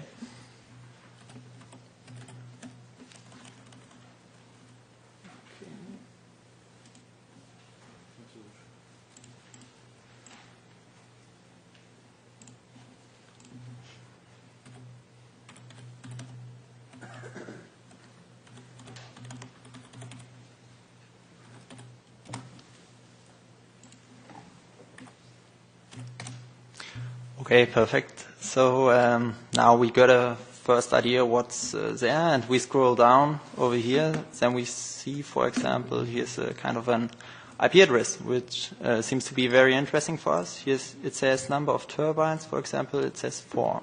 So let's just try to open this page in a new tab in the browser. So it tries to connect. Hopefully it works. Okay, and there we are, for example. This is a control panel of a wind farm. We can see the wind farm handover when it was made. With this date, for example, you can find out more information about it. The total number of turbines, total production, things like that. So pretty interesting for an attacker, and those information should not be online. Now we have one system, as we see at the address bar, for example, it's HTTP, so it's not encrypted even. Your Gmail mails might be more protected than this entering here, and there's a possibility, for example, to use the HTTPS connection, which will enable encryption. But the problem is all devices around the world are handling the same TLS certificate, which basically means that the encryption is the same for every turbine or every wind farm portal out there. So now we have one, we want to see more. That's the reason why we are looking for the source code. Don't be afraid, I will not go into very technical details. We are just looking for the title of this page, for example. So it's loading over here. Okay, it's stored in head, and there we can see, hopefully, title. Perfectly. So here we can see, for example, the name of a city. It's in France in this case. Could be all around the world, but we are more interested in this part. We will just copy this, go back to Google, and we took it from the title. So we enter in title, which is kind of a Google Doc. It's a filter to look for this kind of title.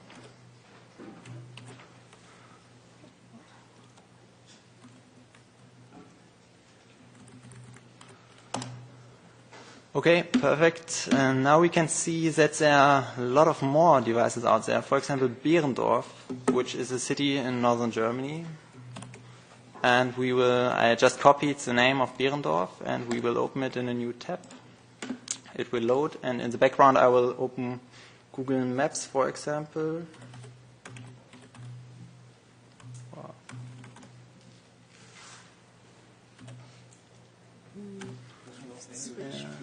Okay, it's switched, so I will change the language again.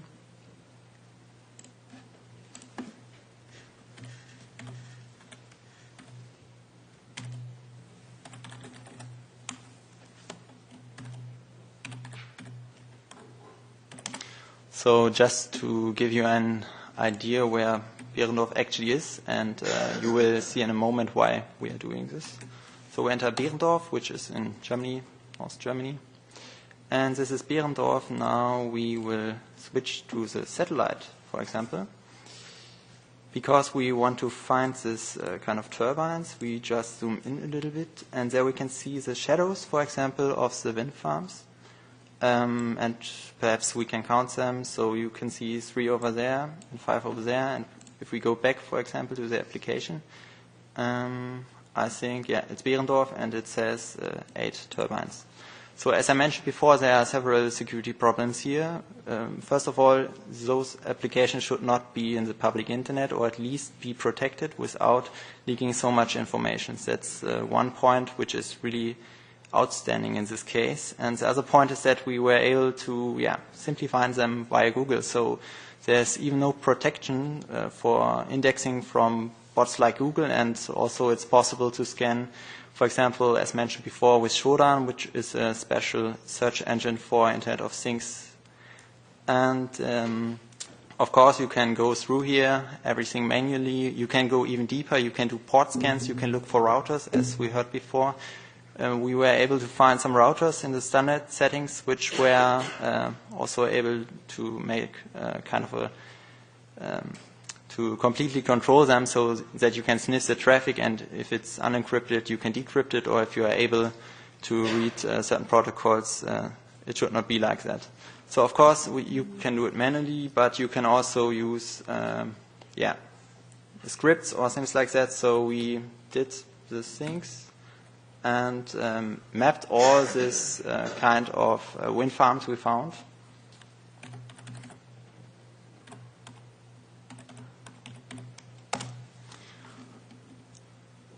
And here you can see that's a map from around the world, and you can just zoom in. For example, this is in Scotland now, I think. You can click here. You can see there are very old operating systems. We contacted the vendors. They said they are hardened and fixed. We found out that there were kind of security vulnerabilities, at least regarding the encryption, which is in use here, because it's, for example, vulnerability to Poodle, which is a quite famous attack on SSL or Freak, and they have also a router connected, for example. So you can take the IP address, and as a bad guy, you would do that, and maybe harm some people here.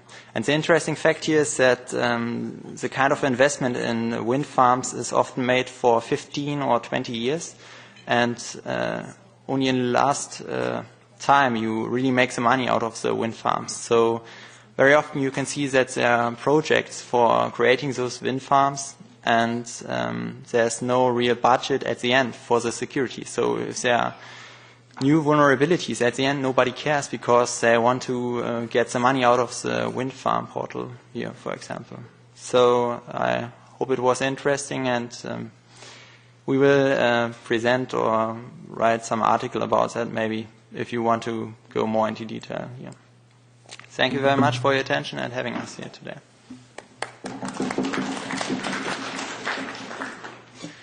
Thank you very much. At least, therefore, we also got very deep into what this technologically means, and that it's quite complicated and complex to those who are not into what you do on an all-day basis. But therefore, it shows how important this research, which has been mentioned, obviously is in this area, and also how important it will be to educate the political landscape which we have here, to develop the way ahead, mentioned at the beginning by Udo Helmbrecht, on the issues of IT security and also liability in these cases. I would like to, at this point, thank very much our panelists. In the meantime, Despina Spanou had to leave for the other panel, which is going on cybersecurity in parallel. But she will be coming back later on for the conclusions. But before we go to our second panel on the regulatory options, and especially on the question of liability and also other approaches to policy answers, I'd like to invite those participants in the room who would like still to know more from the panelists, or perhaps have comments or questions on what has been said, to come in. Some minutes at least will be there to have a short exchange on the presentations we just listened to. Please, go ahead. Thank you very much. My name is Lukas Linke. I'm representing the German Association of Electronic Industry Manufacturers. And cybersecurity, as you can imagine, is becoming more and more important for us, but we're struggling with one important point that was stressed several times over here as well. How do we deal with cybersecurity as a moving target? Because right now we see that we're talking about labels and certification. The problem is, in our perspective, that this always provides only static information of a time X. But actually tomorrow the environment can be different. And of course we recognize that many policymakers or other stakeholders are debating what can we do in terms of regulation, and they're focusing right now in our perspective on certification labeling. But again, we see this as maybe a wrong tool regarding moving target issues, and are worried or concerned that ironically, by accident, we weaken customer protection through customer protection measures. And I would be very interested in the opinions from the panel. Thank you. Is there somebody, or we take some more questions and then we go back to the panel? That's a good idea. Yeah, maybe I can use this question now to ask Ninja to maybe also tell us a bit about her findings on connected cars. Especially because Udo Helmbrecht at the beginning pointed out correctly that for traditional industries we have regulatory frameworks like type approval and safety rules and what have you. So how do these frameworks actually cope with the problems of connected cars? Do we have to adjust our rules for type approval for cars as well, or? Okay, so Ninja, start off, but then also the others on the panel may add to the question. First on security issues for connected cars.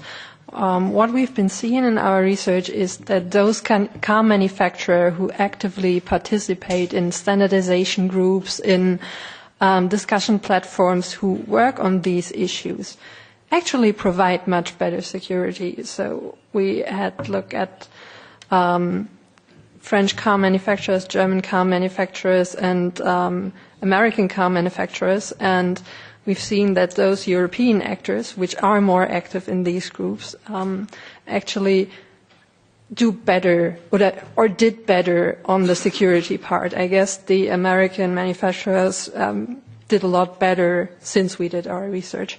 Regarding the privacy issues, it's a little more complicated because this was less regulated, less clear regarding who actually has which rights to this data that the cars produce.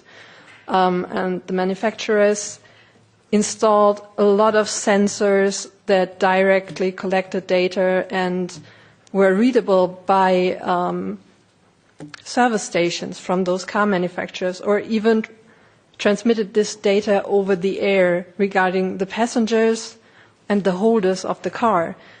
And I guess this is an issue which will be differently addressed by the manufacturers once the GDPR is actually in force.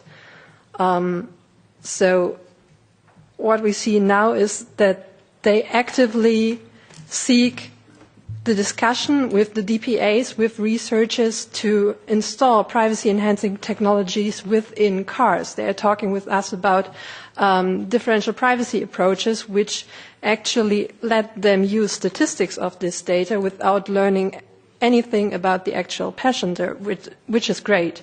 So I guess the GDPR really led to movement in this area. Okay, we're happy to hear that. But also for the other speakers on the panel, is there somebody who would like to comment on the question of the like labeling and certification, and if that's like possible in a moving environment where developments are coming up every day in a new form? Frederike. I haven't heard anybody mention certificates. So I think when I mentioned the product liability, you can conceptualize this in different ways. But I think it is fascinating that even even the non-moving problems, which they're only the tip of the iceberg, but even those are not fixed at the moment. This is the reason why I mentioned this. And you're absolutely right, the slide on patching. It's very difficult to already patch Android phones. How are you going to patch things like a fridge or a car?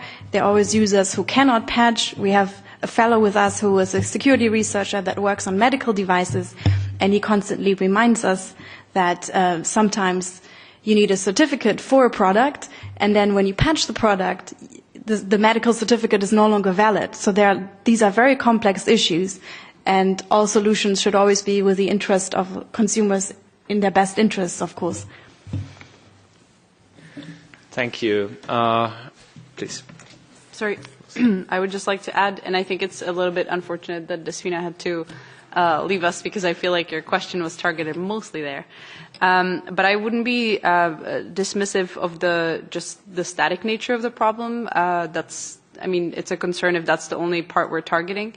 A lot of the things that can be solved are static. We're talking about vulnerability disclosure.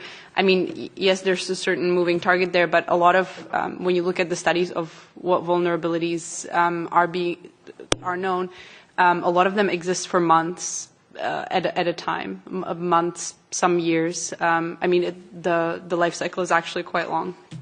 And there are different metrics that can be taken into account as well. So like he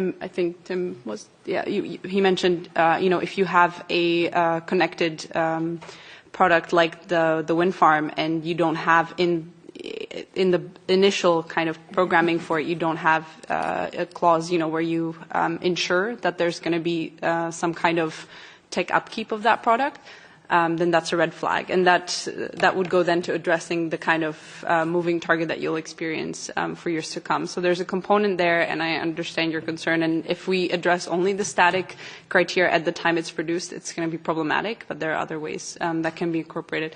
And I'm very happy to speak with you, to Despina, about it and make sure it's incorporated into Commission's decision making. Thank you. I think that generally there will be further moments, and there will have to be further moments where we speak with the Commission about what actually will be really done. But that's also what we will discuss on the second panel, what has to be really done, what are the options for the regulators.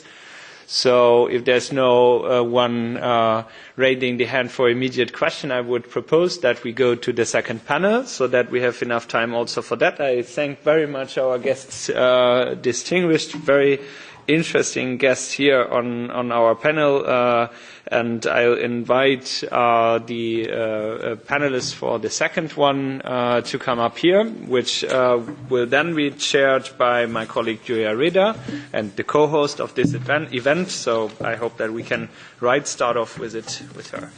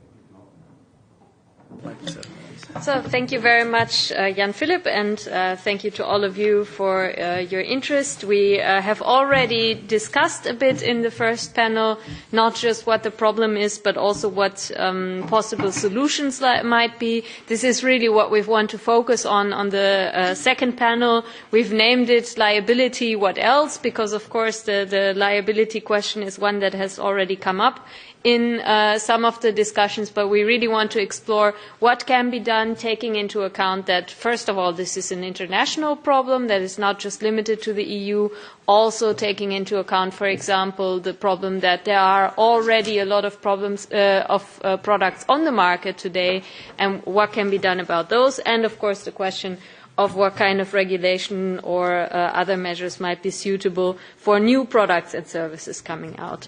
And we're going to start also with a view, once again, with the WannaCry incident, and we're very happy to have a representative of Microsoft, Jan Neutze, the Cybersecurity Policy Director, in order to also get a view from the industry side about this incident to start off the discussion.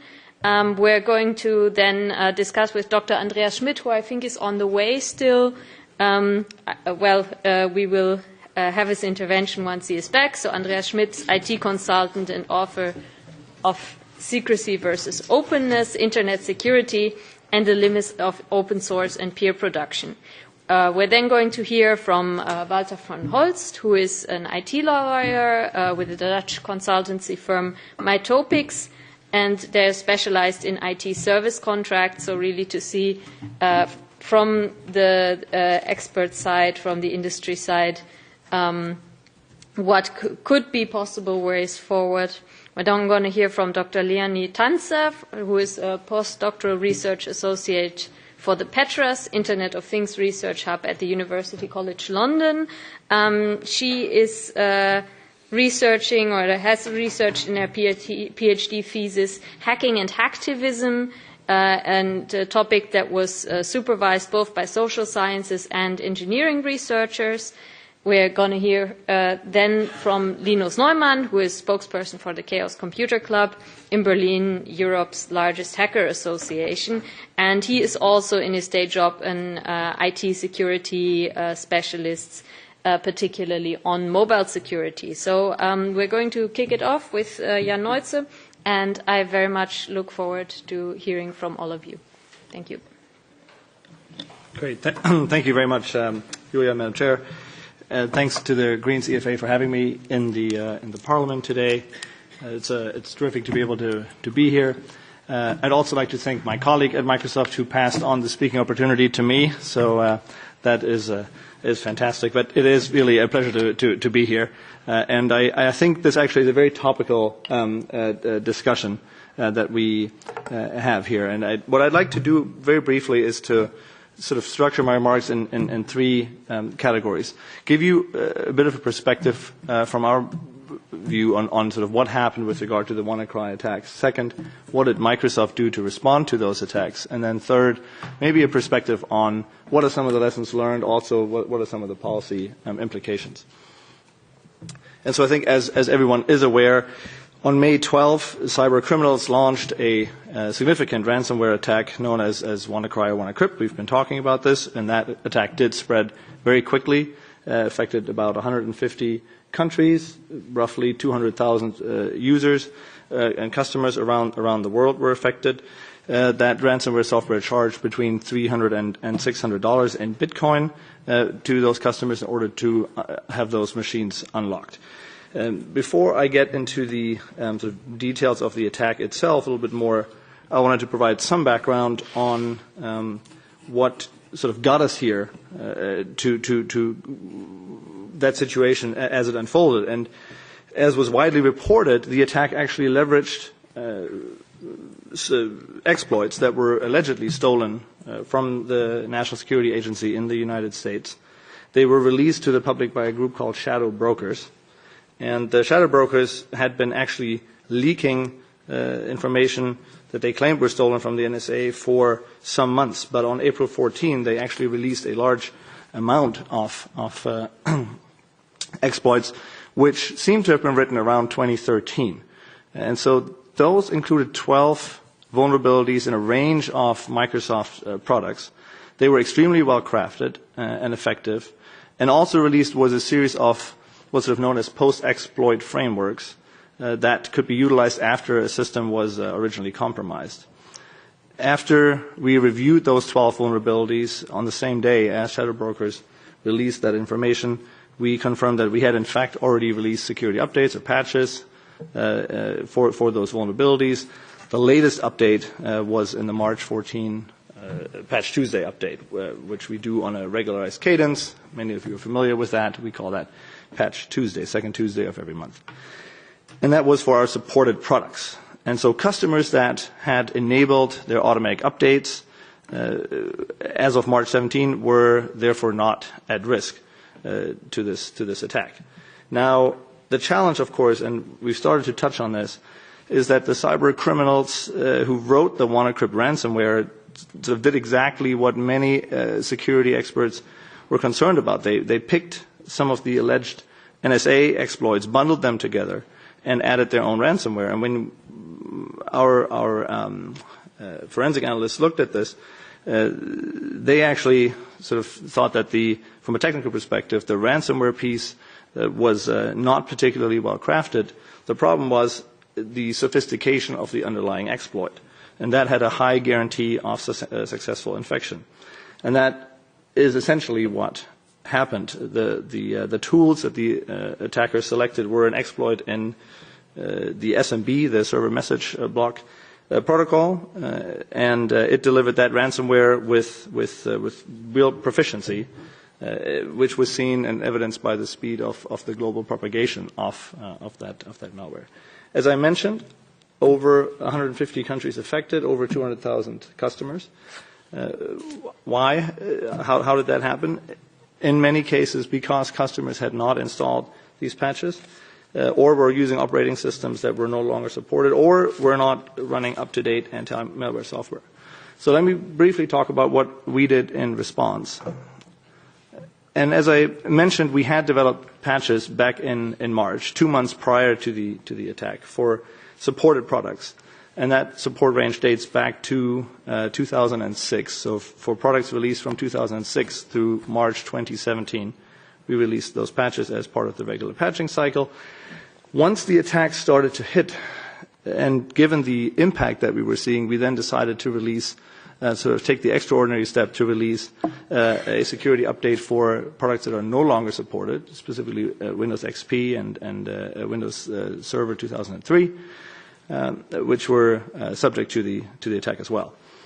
In addition, we also updated actually our security settings for Windows Defender, which is our antivirus protection, and our customer support personnel work with affected customers to remedy the situation.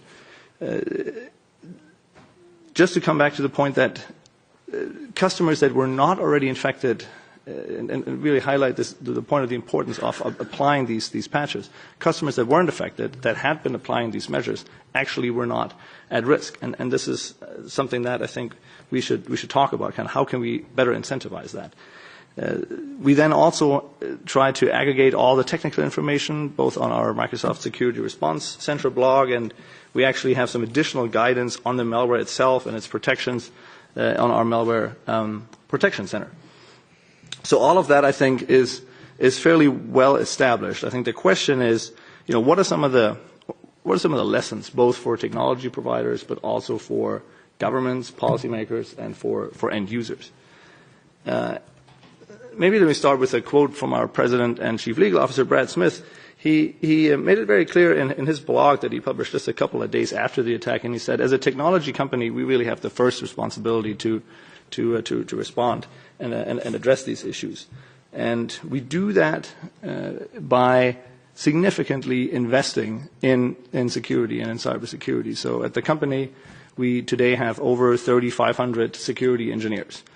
We invest $1 billion a year in cybersecurity, which is sort of an ever-growing amount. And we, of course, develop additional security functionalities across all of our platforms and services. But I think the attack, and as many of the other speakers also outlined, what this also highlights and demonstrates is the degree to which cybersecurity has become and is a shared responsibility between tech companies and customers. The fact that so many of the computers remained vulnerable 2 months after the patch had been issued illustrates that aspect, and we should talk about that. And so as cyber attackers become more sophisticated, there really is no way for customers to protect themselves against these threats unless they actually update their systems. To quote Brad again, in his blog he said, otherwise customers are literally fighting the problems of the present with tools from the past. And I think that is a key point. But as I mentioned, also from a policy perspective, this incident is an inflection point. As debates emerge over potential policy and regulatory responses, I would submit that it is critical to be clear about the problems we're actually trying to solve. And sometimes in the debate, some of these things tend to get mixed together in ways that I think we need to parse apart. In the context of WannaCry specifically, most of the existing guidance, when you think about it, from national cybersecurity agencies in Europe, already states that customers should be updating their, especially enterprises and critical infrastructure operators should be updating, should be patching their systems, should move to the latest versions whenever possible. And yet many of these systems do remain unpatched, and many legacy systems are still being used in critical environments. The question then really, I think, turns to how can we actually improve and increase awareness. That is certainly a role both for the IT industry but also for governments.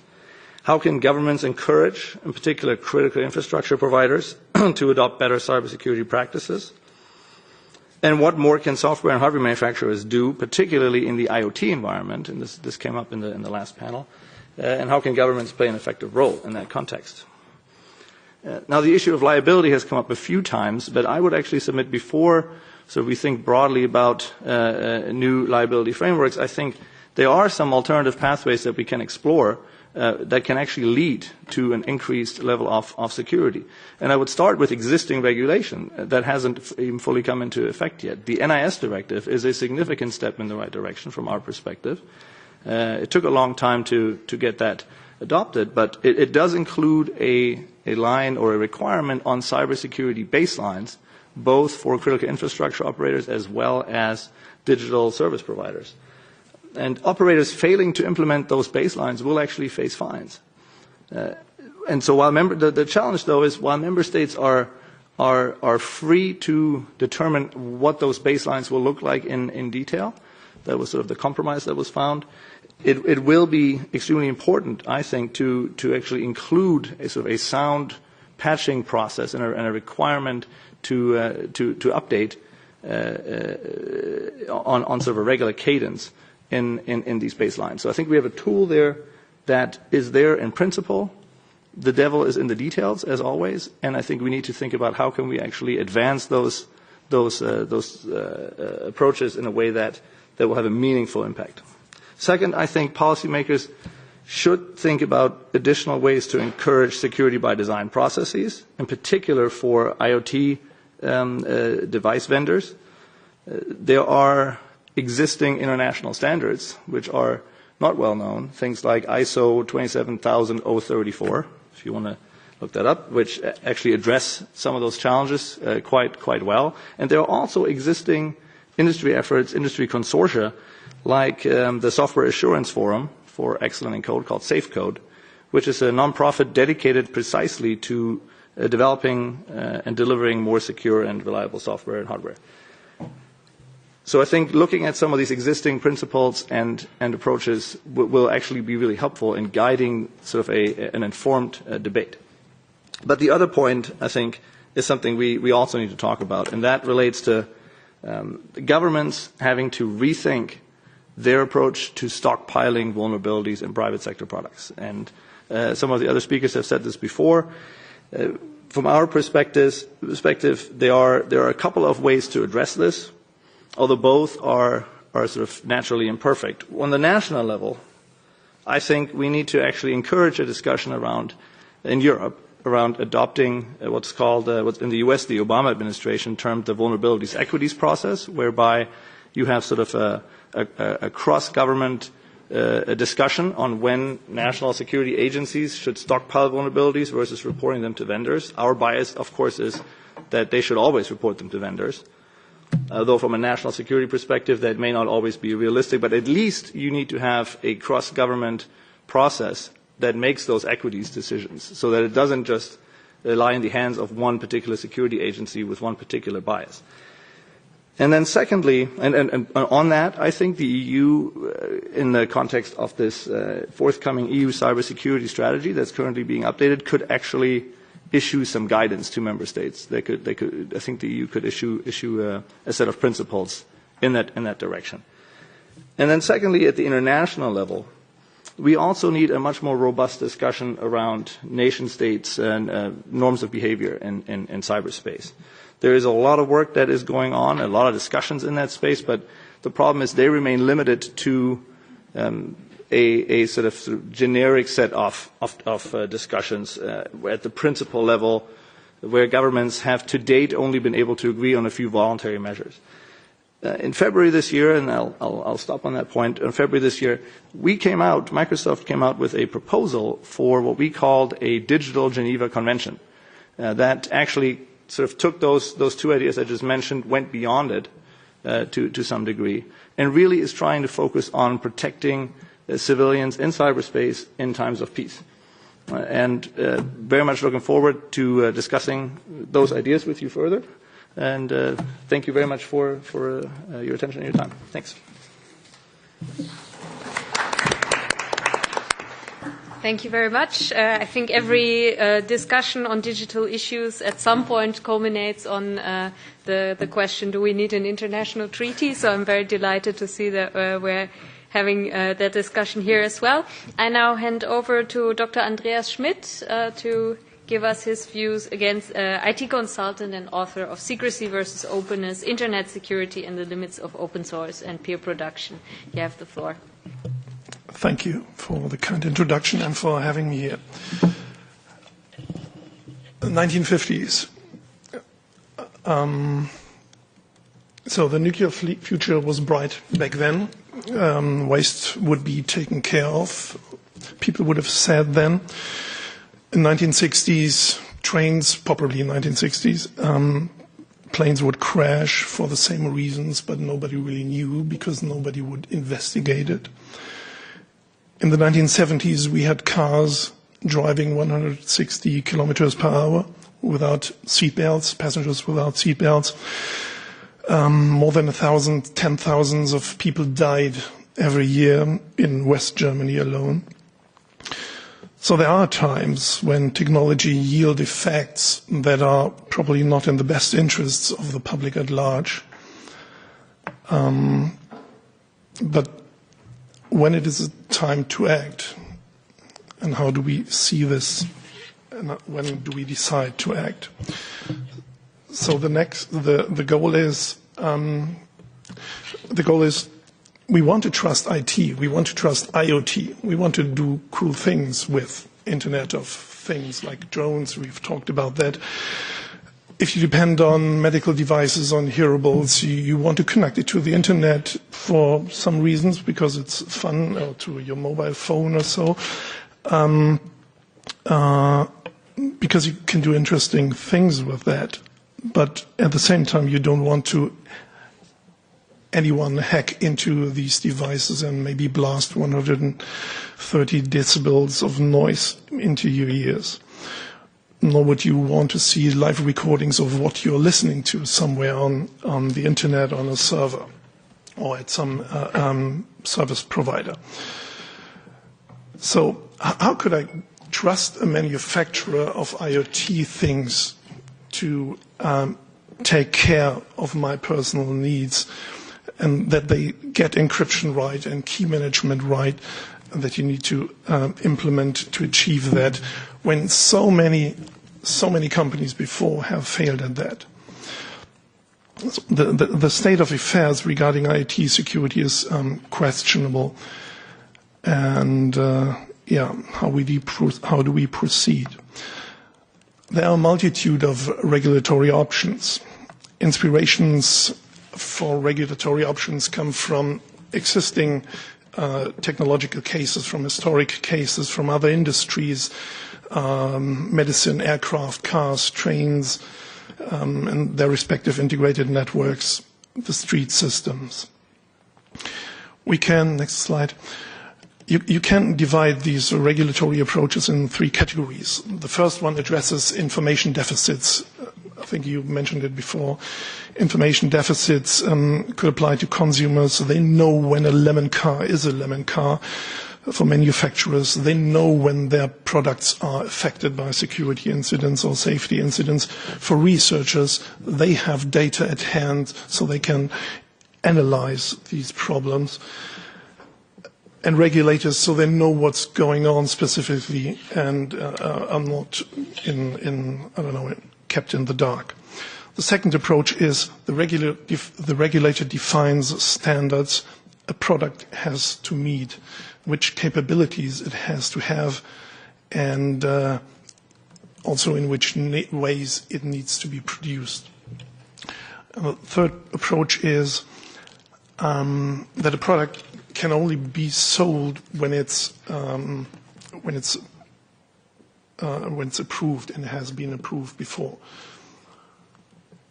So from these categories, you can dive into further regulatory options and see how you can, and now we are going to click through a bunch of slides because we don't have the time to go all through these options, but you can have a quick look at that and maybe come back to that at the discussions. You can increase transparency. You can define product standards, next slides, in general or for high security risks, next slide, or take care of the specific needs for consumer durables and the need to support them in like 10 or 15 years, like Windows XP. Or you can find ways to ensure compliance. How to do that, next slide. And finally, build institutions and capacity to increase functional safety and cybersecurity for Internet of Things. So next slide. Which options, however, would you pick? Which are the best? That's a huge discussion in normative regulation research. Usually what you do is applying visual flight rules.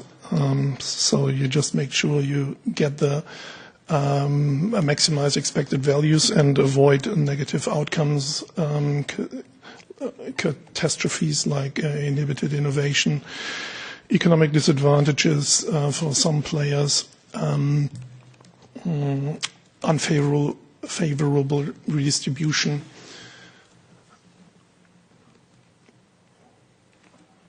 So with that, we are going to hear more about regular options. Next slide, 5. Regulatory options, and one of that is, of course, software liability.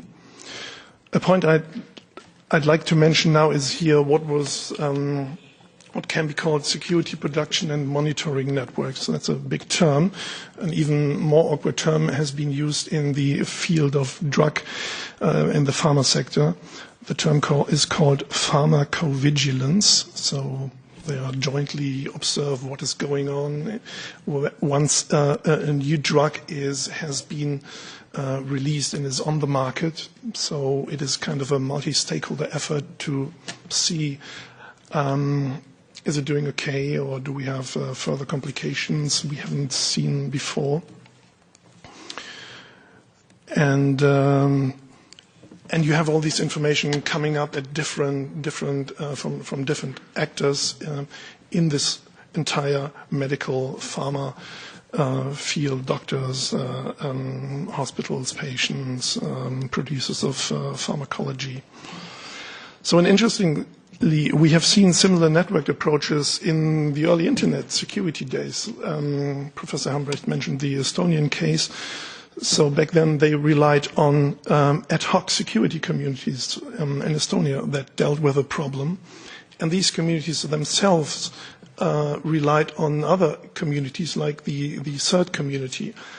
Back then, ENISA, that was in pre-ENISA times, the networking was facilitated by Tirina, the research network. So bringing together different communities is an important aspect here as well, especially as we're dealing with safety engineers on the one hand. You mentioned your problems with tackling the cybersecurity issues, and cybersecurity engineers on the other. With that, I'd like to hand over to the following speakers. Thank you very much. Yeah. Thank you very much. So some food for thought here on different regulatory approaches that we could take. We're now going to hear from Dr. Leonie Tanzer, postdoctoral research associate for the Petra's Internet of Things Research Hub at the University College London. Thank you very much. So my name is Leonie Tanzer. I'm from Petra's IoT Hub, and we can already go to the second slide. We are basically the second slide. Thank you. We're basically a consortium of 9 UK universities stretching across from UCL, where I'm based, to Cardiff, to Oxford University, with all the universities being mentioned on the slide. And it's an IoT hub insofar as we're working over the next 3 years on various angles of IoT, ranging from technological aspects to social aspects to regulatory questions.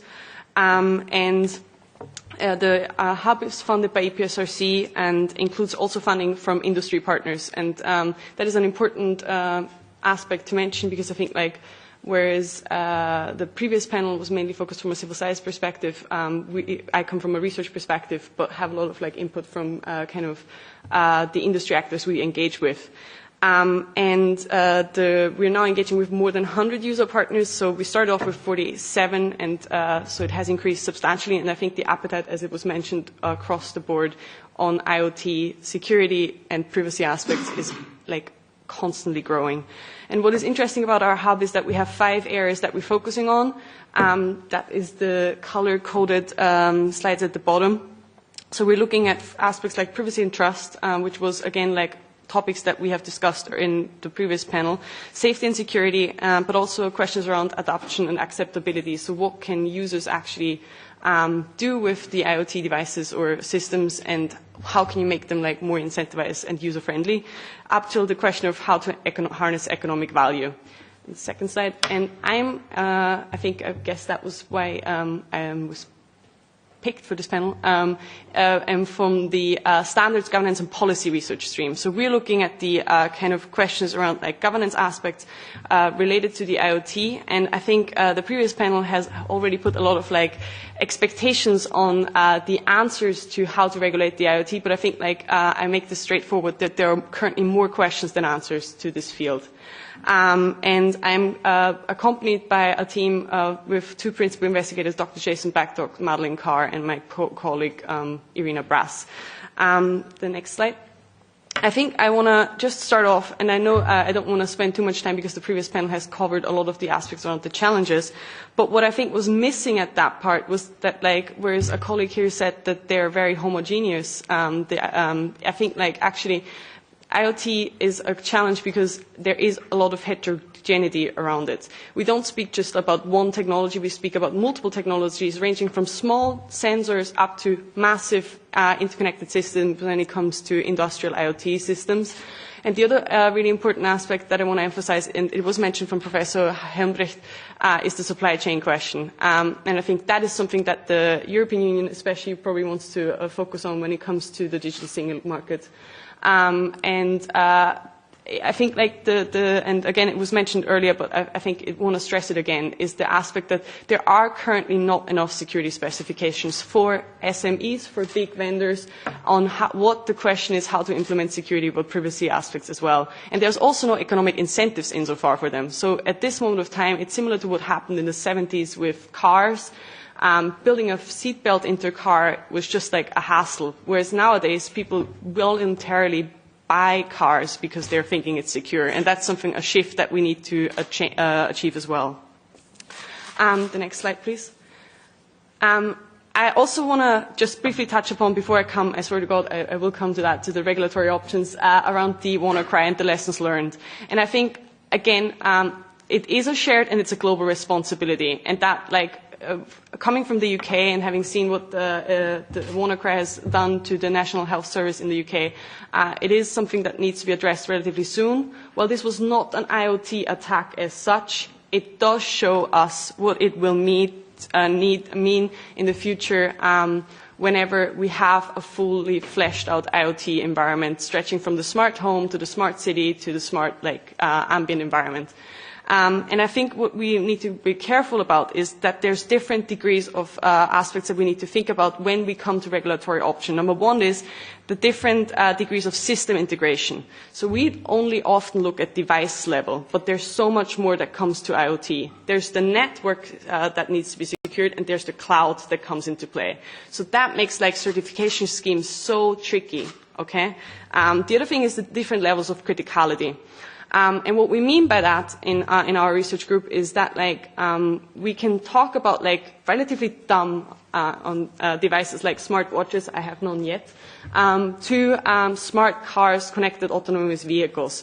And they will then be far more complex and being interconnected, and that requires a far more attention from a regulatory perspective. I'm not saying that we should leave out the consumer products like smartwatch devices, but I do want to emphasize that there's different aspects that we need to consider. And the last bit that is then around the complexity of it and the interconnection that it will achieve. So especially from a CAF perspective, and we do have in our hub various projects looking at connected autonomous vehicles, is that when you have a car, it doesn't just speak to the other car, it speaks to the street, to the sensors that will be implemented there. And the question is how can we ensure that when this is in place, that security and privacy is achieved, that you cannot be tracked purely on the way that you are driving, and that that these sensors also speak then to other devices that you might have are wearing or have implemented. And from the WannaCry, another important lesson that we learned is that the standardization landscape is absolutely fragmented. So my colleague Irina Brass is actively looking at kind of what the standards on IoT, but also on cybersecurity aspects in general, would do for the current landscape. And the problem, especially for SMEs, what we see is that they don't know where to go and what standard to choose and if they're even applicable. So that is something that regulators need to think about as well, how to make clarification on what is kind of a valuable standard to go down the line. And the supply chain management, as I said, is really one that gives us a headache because we do think that a lot of the industry actors, both knowingly and unknowingly, rely on IoT devices. And that raises huge liability questions when it comes to failures.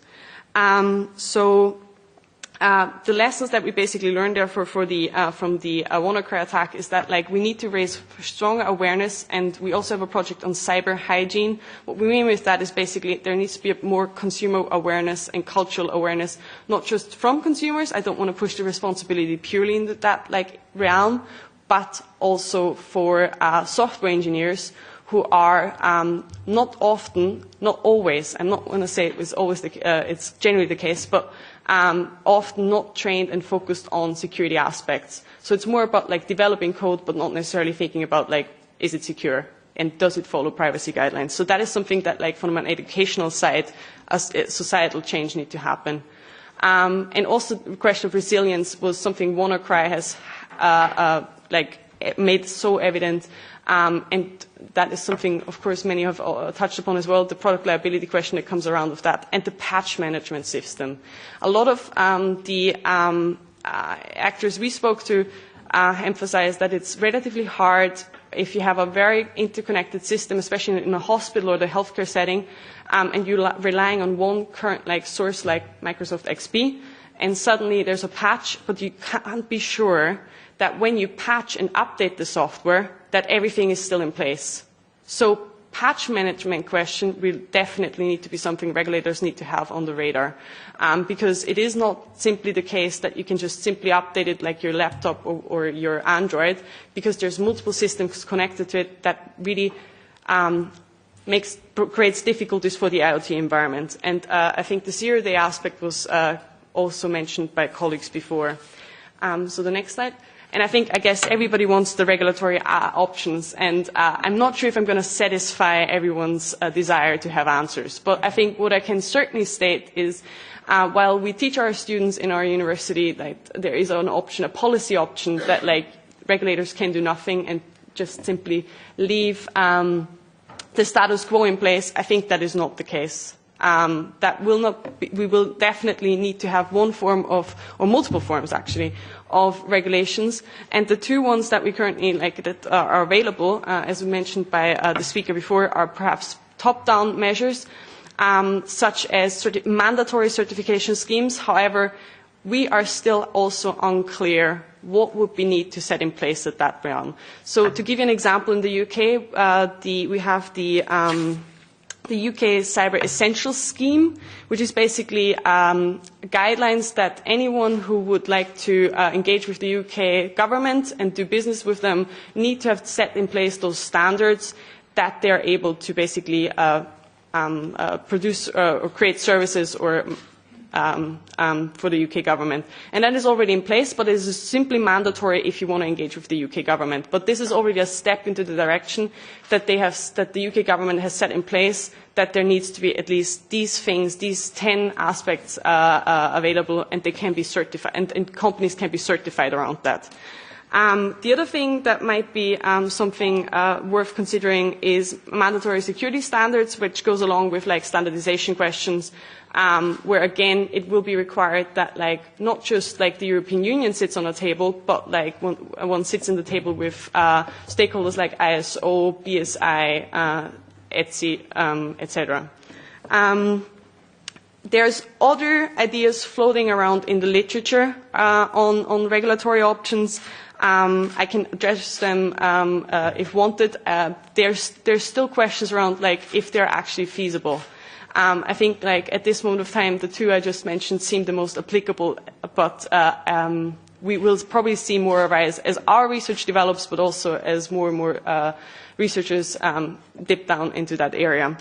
The other availability would be soft law and alternative forms of regulation, because I'm completely aware that there is the precautionary principle that any regulator would be cautious not to intervene at a too early stage, because you don't want to kick out vendors that might be at an early stage of their product design and are lost in the jungles of standards, certification schemes, etc.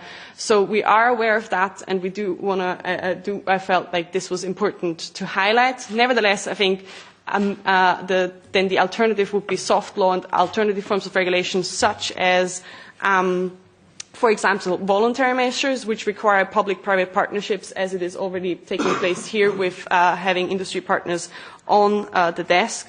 But the other measures would be, for example, outsourcing risk and engaging more with, for example, the insurance sector. This has been an issue that has come up with car manufacturers in the past, and it might be something that could be worth examining more closely. That would be an effective way of thinking of how risk management could be an incentive for manufacturers to actually implement mandatory minimum security standards, because they are then having higher premiums, etc. So that is an alternative that I think might be worth looking more closely into, and something for further discussions as well. But I do want to really emphasize, and it was said by the colleague before, I think capacity building initiatives are also extremely necessary, and that ranges, as I said, from awareness building to changes to educational structure. So ultimately, I think what will be required is, and what we will see is probably, especially on the product liability question, a change both on hard law and soft law measures that will hopefully give an encompassing overview of minimum security settings for the emerging IoT ecosystem. And I think what is really of utmost importance is that it needs to be addressed, the responsibility, the accountability, and the liability of all the actors involved. And I'm saying this because what we are looking into more closely is something called cultures of security. So we're focusing on the different actors that touch the IoT. And that is starting from the manufacturer to the software developers, to the vendors, to the sellers, to the users. And the responsibilities and liability chain across those groups need to be clarified. And that is something that will require an engagement also with the various stakeholders that any hard or software regulatory measure will affect. So I hope I have raised some points that are contributing to an ongoing discussion, and I'm really looking forward to questions and future debates. So thank you very much. Thank you. Some very concrete, very tangible areas that we can discuss. We then move on to Walter van Holst. Thank you, and thank you for having me here.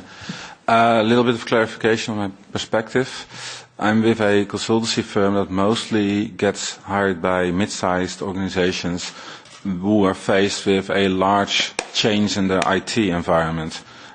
Think about manufacturers that, let's say, are between 250 and a few thousand employees large, who would typically have little in the way of an IT organization and will replace, for example, their planning system, and which typically ties into their embedded systems on the shop floor.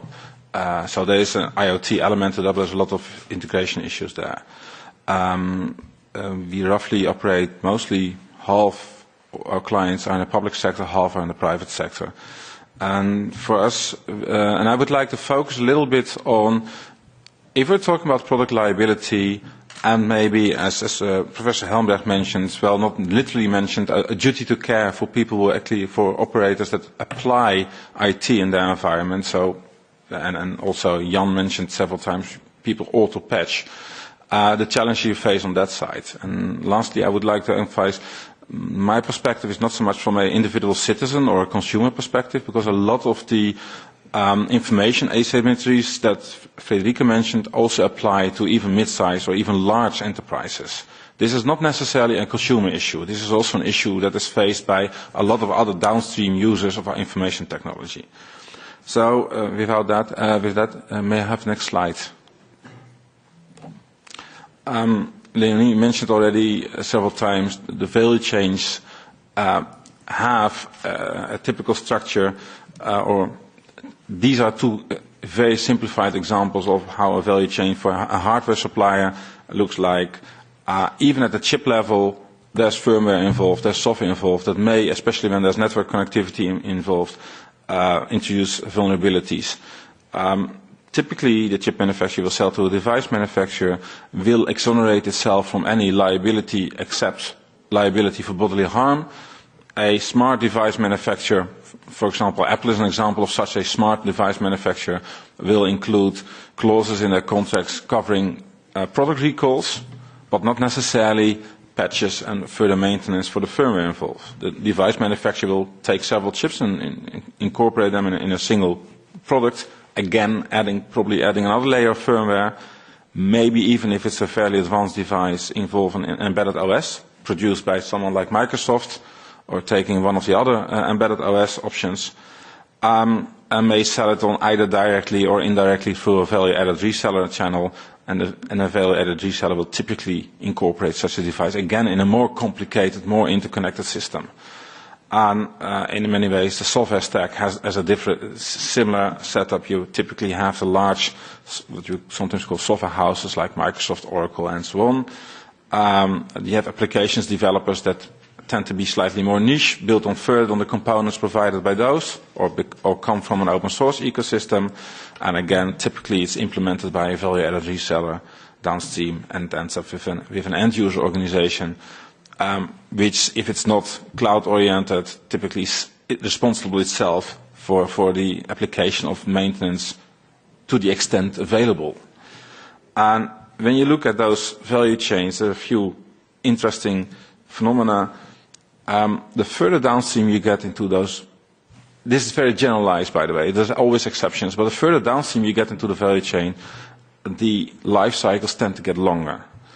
And conversely, a short life cycle of a product, as in a commercial life cycle. I'm not talking about technical life cycles. I'm talking about the time to which a producer of an artifact keeps it on the market. And the longer the life cycle is, the more of an incentive there is commercially to get it right from the beginning, because maintenance typically does not add to your profitability. It's typically a cost, if at all, provided, and there's usually less of a incentive for short time to market. I mean, Microsoft has cleaned up its act tremendously in the past decade, but initially it would be kind of a textbook example of ship it and be done. And even now, Microsoft is no longer an example of that mentality. One of the mantras of Silicon Valley is run fast and break things. Ship it, well, it compiles, and therefore it's a working product. I'm slightly exaggerating, but the IT industry as a whole historically has not that much of a strong quality assurance approach to software. I think I'm not overly exaggerating to put it that way. Another thing is, the more industry specific, the more niche your products get, the longer your life cycle gets. Again.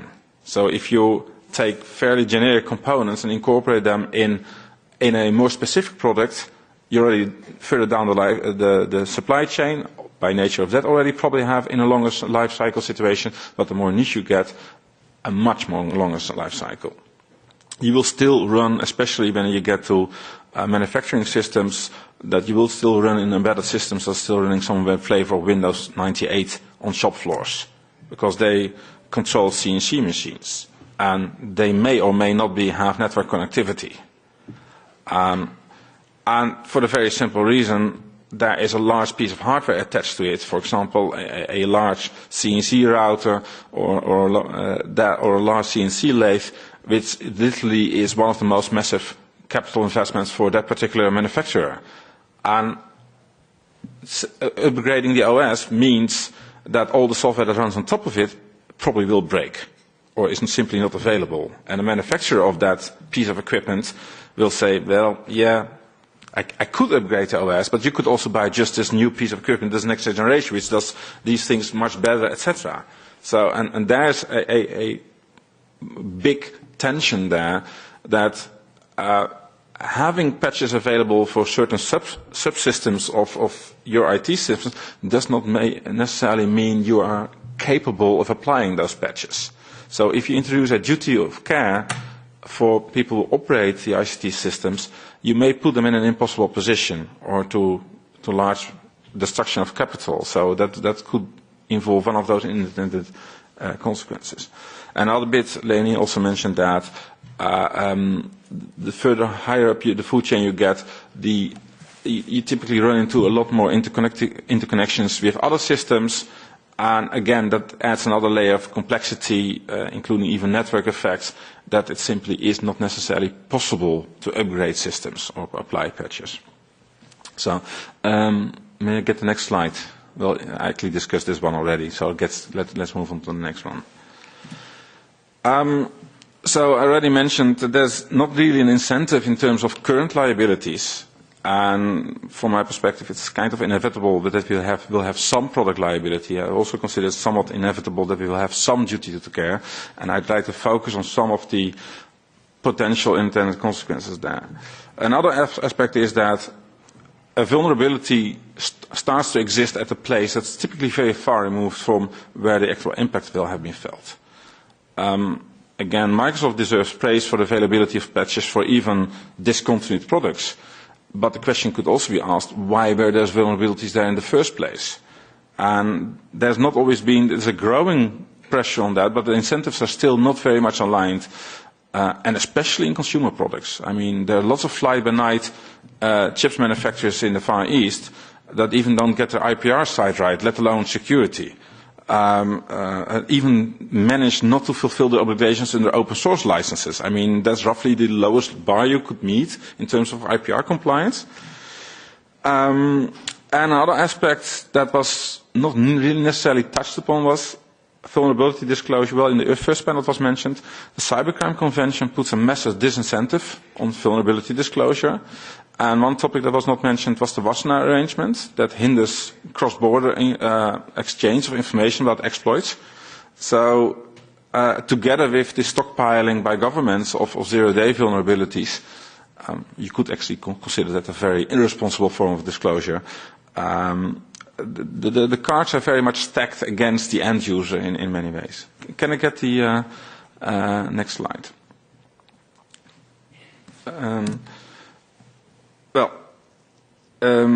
If we have focus on product liability, there are some potential unintended consequences. One of them is a further exacerbating of an atmosphere of shooting the messenger already. I mean, if you are a supplier and confronted by a vulnerability disclosure by, let's say, an independent researcher or a student from outside, the current reflex already is to deny it, or even, especially certain German manufacturers, sorry for blaming the Germans for this one, the tendency to press for criminal charges against such a researcher. So that's what I mean by shooting the messenger.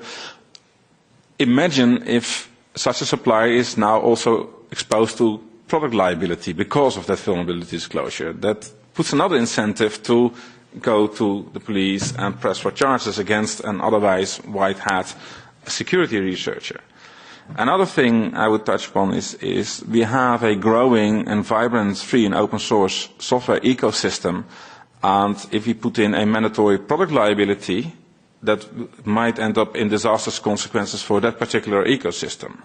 So I would at least put that vulnerability attached to the realized added value in terms of market or profits, etc. And may I move on to the next slide, because we're also running out of time. I think a wise form of product liability introduced should follow roughly this model, where you start with a very strict liability model, basically a risk-based. You put this product out there, and therefore you should bear the risk for security risk in case there is a proprietary product and you didn't disclose any of the vulnerabilities, and let alone you had patch availability.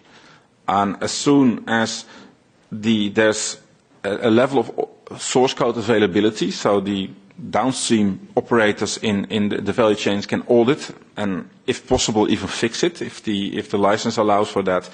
I think we could then again fall back to more traditional models of liability, which as some legal systems are called negligence-based liability. I mean, especially French jurists will be cursing seeing this slide, because there's no such thing as normal liability in that jurisdiction.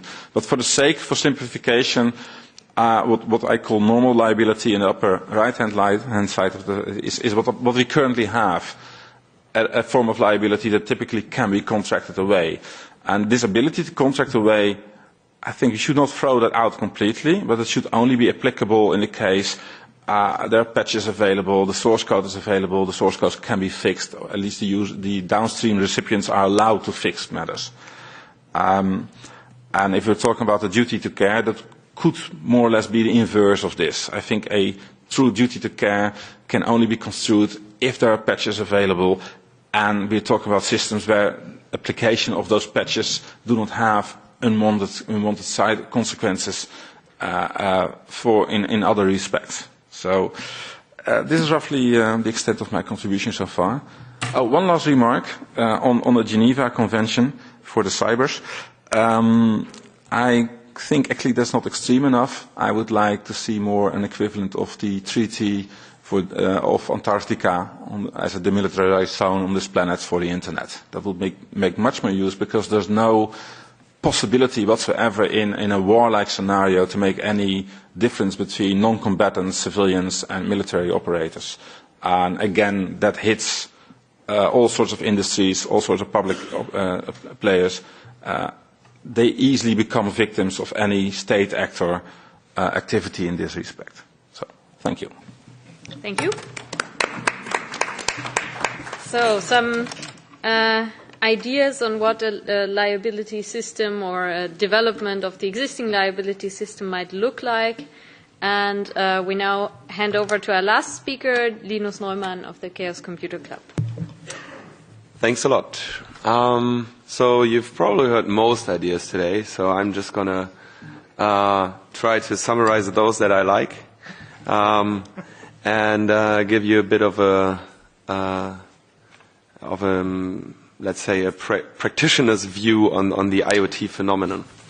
So my day job is finding other people's mistakes in computer networks and in the products that they're trying to build. I guess I'm good at that because I can easily imagine the mistakes that I would make because I'm a very terrible programmer. And since making mistakes seems to be a very common thing in IT and in IT security, I guess I serve my purpose best by helping others avoid the mistakes that I would make. Now, first, some thoughts on this IoT phenomenon. First of all, I'd like to make sure that everybody understands that there is no IoT. There is not an Internet of Things. These are not things that are communicating over the Internet and are autonomous things like our computers were back in the days.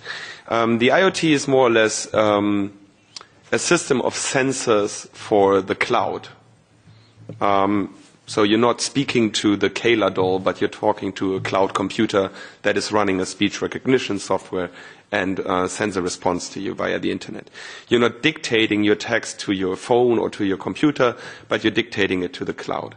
And you're also not telling Siri inside your phone to do something for you, but you're telling Cloud Siri to remote control your phone. That's the first thing I'd like to make sure about the IoT. So security in this case means that the device is working as intended by the vendor, which is in many cases already a security risk to the customer.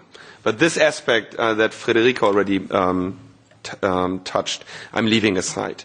Now, what makes this IoT IT security field so special?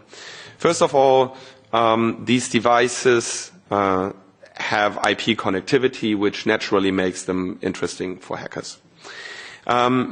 But the most important part about it is that they are multi-purpose computers, universally programmable machines, but they have a limited purpose outside world interaction. So an IoT device lacks a keyboard, has little to no display, and has no means to make any background activity visible to you, even less than your hacked and infected computer can. But now these devices are being built by lay people. For example, you get, they're formidable experts in building dolls, or light bulbs, or heater thermostats. These are remarkable achievements of engineering, but they have nothing to do with IT or IT security. But now IT needs to be part of these devices. And then these devices are built for low-price product categories. Look at, if you've been building light bulbs for 100 years, and you sold them for, something between 20 cents and €2 a piece, now you can sell them for 30. That is a significant hike, but there's also a natural gap to how much you can invest into the product and how much you can charge for the product. So all these IoT devices are low-price product categories. And as Ninja Marnau already mentioned, they are built and used for much longer time periods. Right? I change my computer every 2 years. I do not plan to reinvest in heating thermostats anywhere in the near future. Now these new device categories, these new computers that people are building with this limited outside world interfaces, face the same problem that every computer has faced before, and that is software is never done. And security is a process rather than a status. So the reality is that Windows is updated every month, and usually security vulnerabilities are fixed as part of the update process. And Windows XP was not done after almost 2 decades that Microsoft provided support for it and updates for it. However, I must admit that Windows XP is a bit more complex than my heating thermostats at home. However, it just shows you that with all the money that Microsoft has, they were not able to ever achieve a point in time where they would say, okay, now this is a well-hung piece of software that we can sell to people. And this is even where everybody's looking for vulnerabilities, right? Hackers are looking for vulnerabilities in software that is used by many people. Now imagine what it looks like in the niches. This is where I've spent the past years. Also because it's much easier to find vulnerabilities where no people have looked for them before. And then take into consideration what Walter briefly mentioned. There are oftentimes unwanted consequences for third-party applications. This niche software that is operating, let's say, an MRT scanner in Great Britain. This is what made people run Windows XP for, way beyond XP's lifetime. Because maybe the producer of the device that you're operating there has already gone out of business. So even if you wanted an update to the software, there's no way you could get it. So this is common reality with industrial control systems, medical equipment. So now what we've learned so far is that software is never done, and it needs regular software updates, and that IT security is never done. And things that we believe to be secure yesterday are broken tomorrow, and then we need to update our systems. And then we need to make updates, okay, common thing. But then we also face the problem that we have decided at some point in time to interconnect our machines and our computers, to interface with each other and to define faulty standards for communication like email that we still suffer from today because they have reached a critical mass of adaptation, and we can never ever move beyond them anymore because we are bound to standards from 20 years ago in order to be able to interoperate. Imagine this in a computer network that is running a critical infrastructure. So now we're building devices that lack an update mechanism, that even lack the LEDs to inform us that they need to run an update now. And imagine you bought a network camera because you were told in 2017 when you buy a CCTV camera for your company, you're not going to buy one that is not IP ready. You want things to operate on IP. So you buy an IP camera.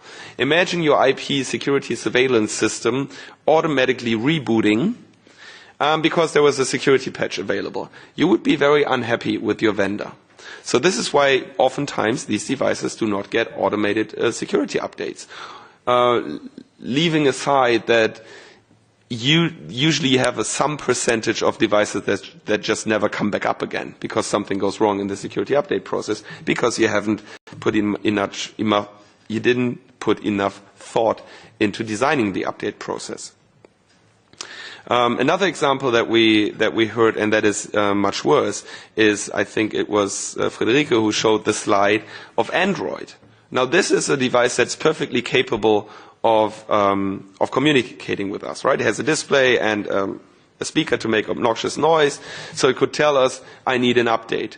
Unfortunately, most of the vendors decide not to even supply security updates for the products that they've sold to people.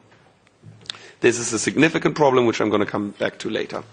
So now we're starting all over again, and we're taking IT security back into, the 70s.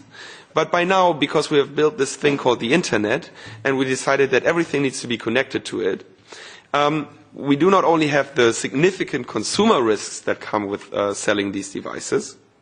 Think about, let's say, the Deutsche Telekom outage, where the devices were not vulnerable to the intended infection, but so unstable that they crashed nonetheless and left 900,000 people without an Internet connection.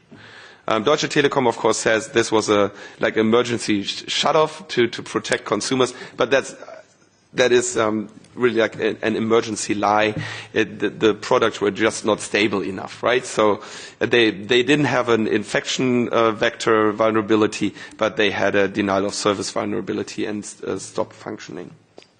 So we have significant risks to our consumers, but we have worse risks to innocent bystanders. Coming back to the IP security cameras, who were, I think, the first devices that were captured by Mirai, the botnet that was mentioned before, and Mirai was later used to take down parts of the Northern American internet.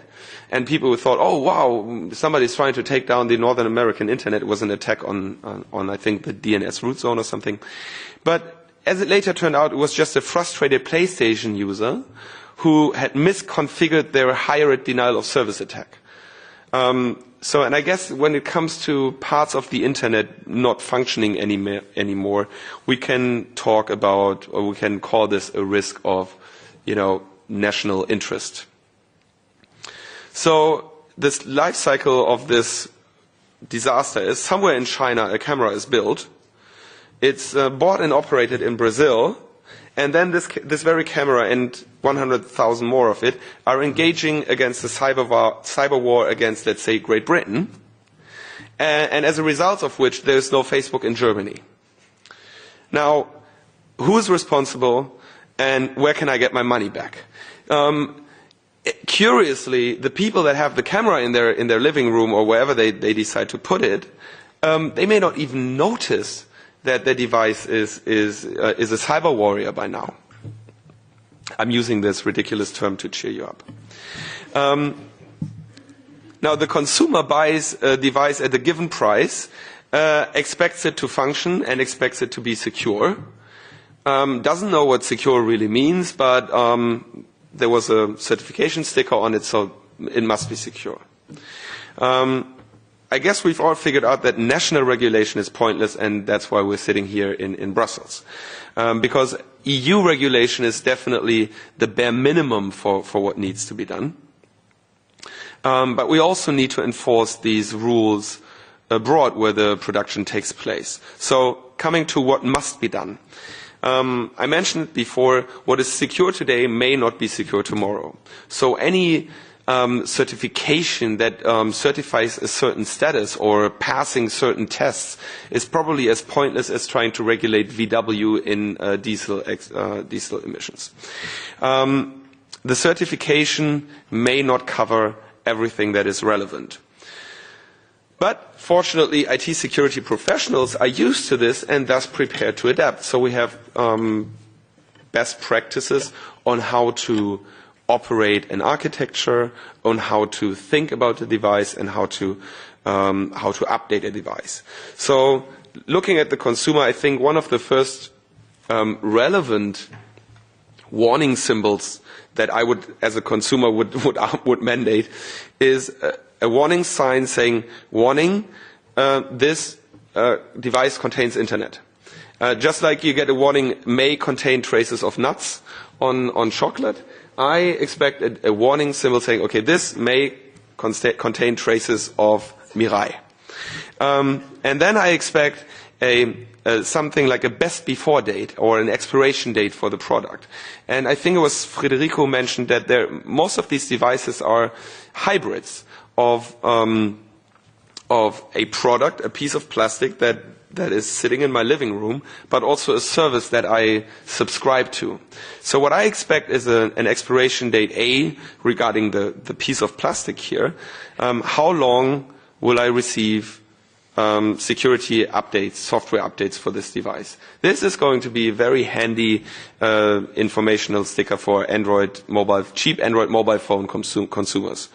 B, how long is the cloud functionality that this device relies on guaranteed for? And what happens then? Is the product software going to be open source and I can continue development on my own? There's going to be a lively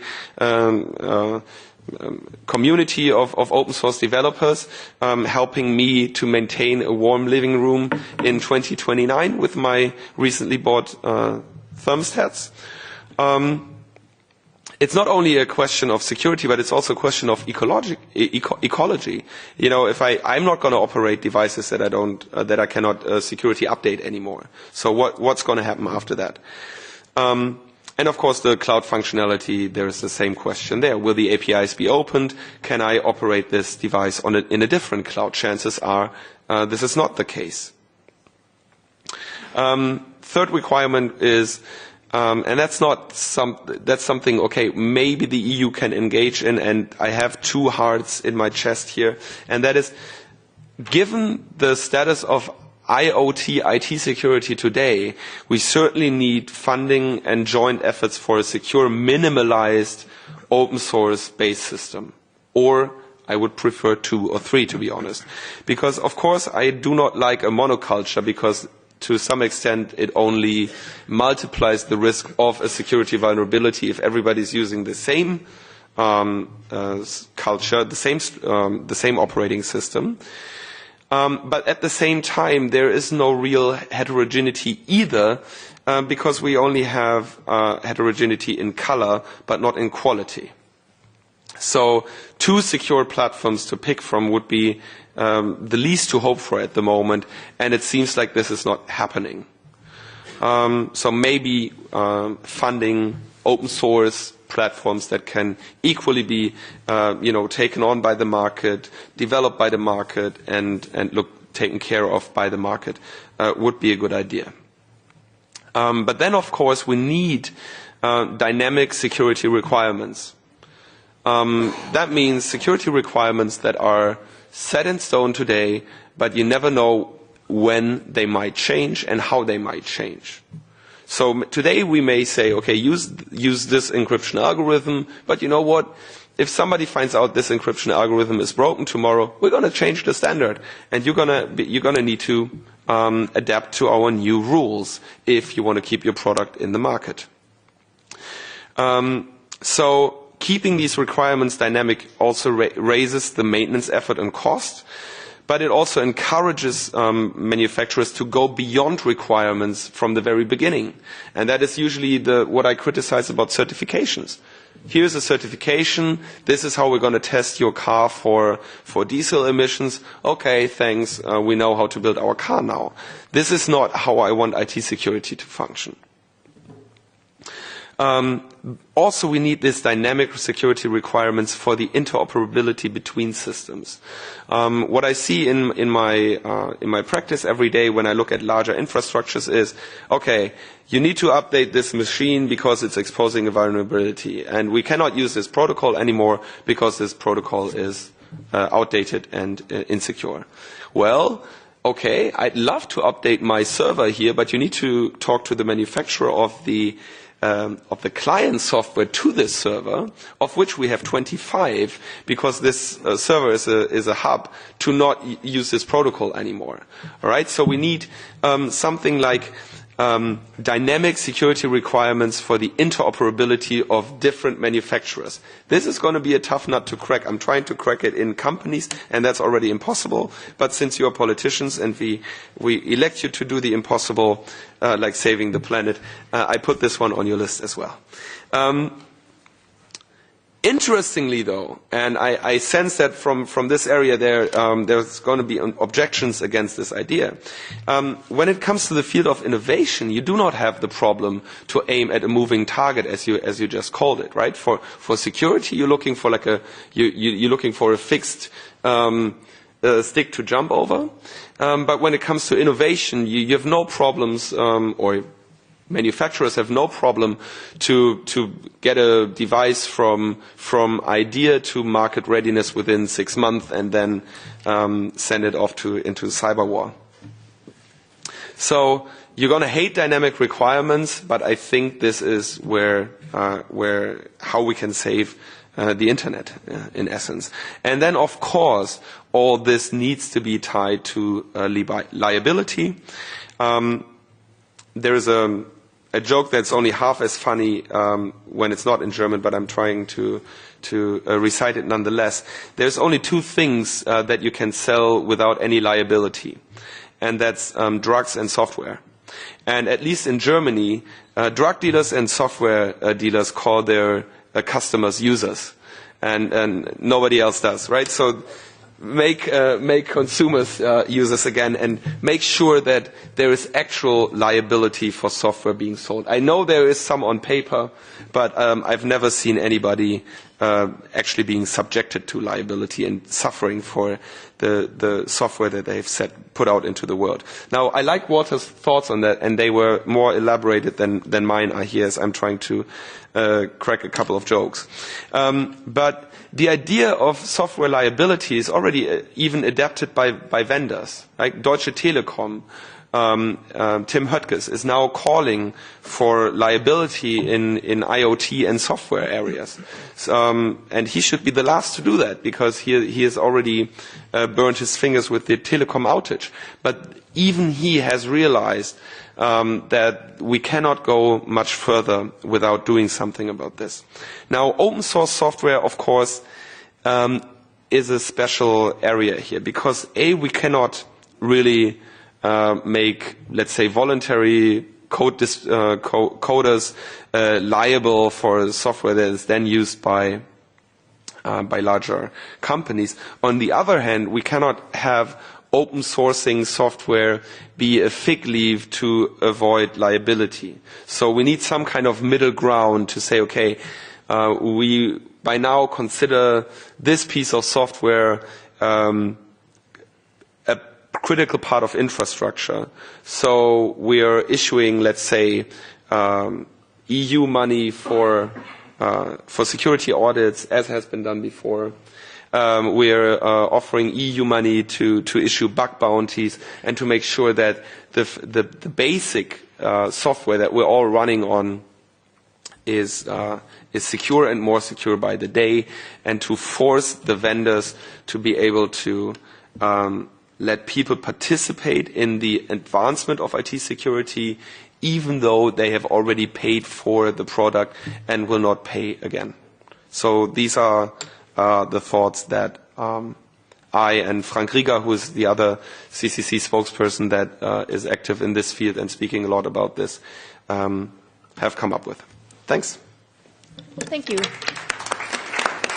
So we have about 20 minutes to discuss, and while you think about your questions from the audience, I think we can already kick it off. I mean, I'm trying to tease out a little bit of controversy here. I mean, we've heard some supportive statements on liability, and also one less supportive statement was saying we should prioritize other measures first. But I think also when looking at the question of open source software, it also touches upon some of the potential problems that might be there. So I'm wondering, for example, okay, if we say open software that is produced by a community of volunteers, there shouldn't be liability. What if a company offers a professional service, offers maintenance of a system that is based on open source software? Should then the same rules apply? And of course, what if a company is integrating open source software into its proprietary product? Can it then say, well, for the open source part there is no liability, for the rest there is? These are just some questions that I'm asking myself. If there are any views on this, how this could be differentiated in a way that doesn't, on the one hand, I think we can all agree, smother the open source community, but at the same time doesn't create any loopholes for companies. Walter, you want to come in on this? And I'm looking out for potential questions from the audience. So. Well, I would say that anyone who incorporates an open source community-based product in a commercial product or service, or at least a paid one, actually should be considered to be assuming a responsibility and maybe have a higher responsibility level than the community actor would have. And besides, we should not contribute too much to the myth of open source as solely done by volunteers. Most large open source projects are actually mostly supported by commercial actors for the most part. So, and that would also, by the way, stand in a millennia-old tradition where even in Roman law, courts would typically look at to what extent a party got a profit for something before assigning a certain level of liability. So that would be a no-brainer to me. If there are no any immediate comments on that, there's a question from the audience. Thank you. I would add a different aspect that we don't have touched yet. Because we are struggling with the demand for defining what actually state-of-the-art for cybersecurity in products is. Any liability approach, any regulation probably must answer this question, because this is the only tool to distinguish between appropriate and not appropriate behavior by vendors, users, operators, etc. So the usual way how we get to define state-of-the-art is by standardization. So we have this in place for management systems through the ISO standard 27000X, but in so many product groups we do not have standards for product security or security in products. So my question is, when we think about regulation, when we think about, again, labels and certification, against what kind of standard do we match this actually to find comparable results, to actually have a minimum set that is ensuring the single market? And so far this whole debate is not touching on this gap that we are facing, that we do not have for many groups and areas product security standards finalized. And I would be very interested in the opinion of the panel, how we tackle this gap. I'm not sure if anybody feels... Yes, please. So I'm trying to do justice to my colleague. We in the UK, with the group we're involved in, have analysed kind of the standardisation landscape, and as I said in the presentation, there's a lot of fragmentation. So there are IoT-specific standards in place from various institutions, but they might overlap in regards to what they say, or they might add different layers. So as far as we're concerned, there's a lot of experts groups currently being set up in various institutions that try to IoT, for example, here on the European Union landscape, BSI in the UK, ISO as well. So I think I understand that at this moment of time we don't have any kind of coherent agreement on which standards are applicable, but I think that there is a movement in the direction to set one in place. But I fully acknowledge what was just being said, that even when it comes to standards or certification requirements, these need to be dynamic, because you can test something at the start of it, but that is just a starting point, and that's why I mentioned the cybersecurity risk insurance, liability insurance factor that could then be an ongoing incentive to adjust certification schemes. So I don't know if that answers the question in itself, but I think if it helps, I can tell you that there are IoT standards in place, but I'm not sure they address all the different sectors, may it be healthcare devices, may it be consumer devices like the dumb ones I mentioned earlier. But I think from what we see, there's a lot of movement in the direction from standardization bodies across the world. But I'm not sure if they're all talking to each other. That is something else. May I quickly respond to that? Yeah. Because that is the question behind the question.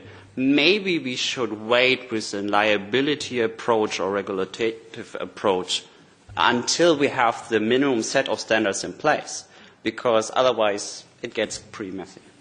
I think just to make sure that we're all talking about the same thing, I think we should differentiate between liability on the one hand, which is something that is triggered if something goes wrong, and certificates on the other hand, which might be a requirement for market entry or something that is visible to the consumer, just so that we're sure that we're all talking about or what we are talking about. I have Jan and Walter who want to come in on this. Yeah, thanks very much. So a lot of really interesting points being raised, and maybe just to pick up on some of those.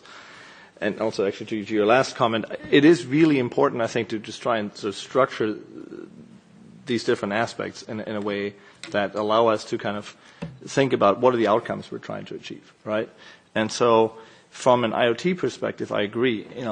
First of all, the standards landscape is very fragmented, and what we tend to see on this emerging debate about certifications and labeling is that, and it was a little bit also the case this afternoon, that you have some of the calls for those types of certifications or labeling that originate from the challenges that are clearly there around insecure, low-cost IoT devices or sensors, but they sort of then get extrapolated to this broader notion of this should be the same approach or a similar approach across the board for sort of ICT products broadly. And I would just urge us to try and have sufficient nuance in that discussion, because I think it's very hard to compare, for example, an enterprise-grade cloud service.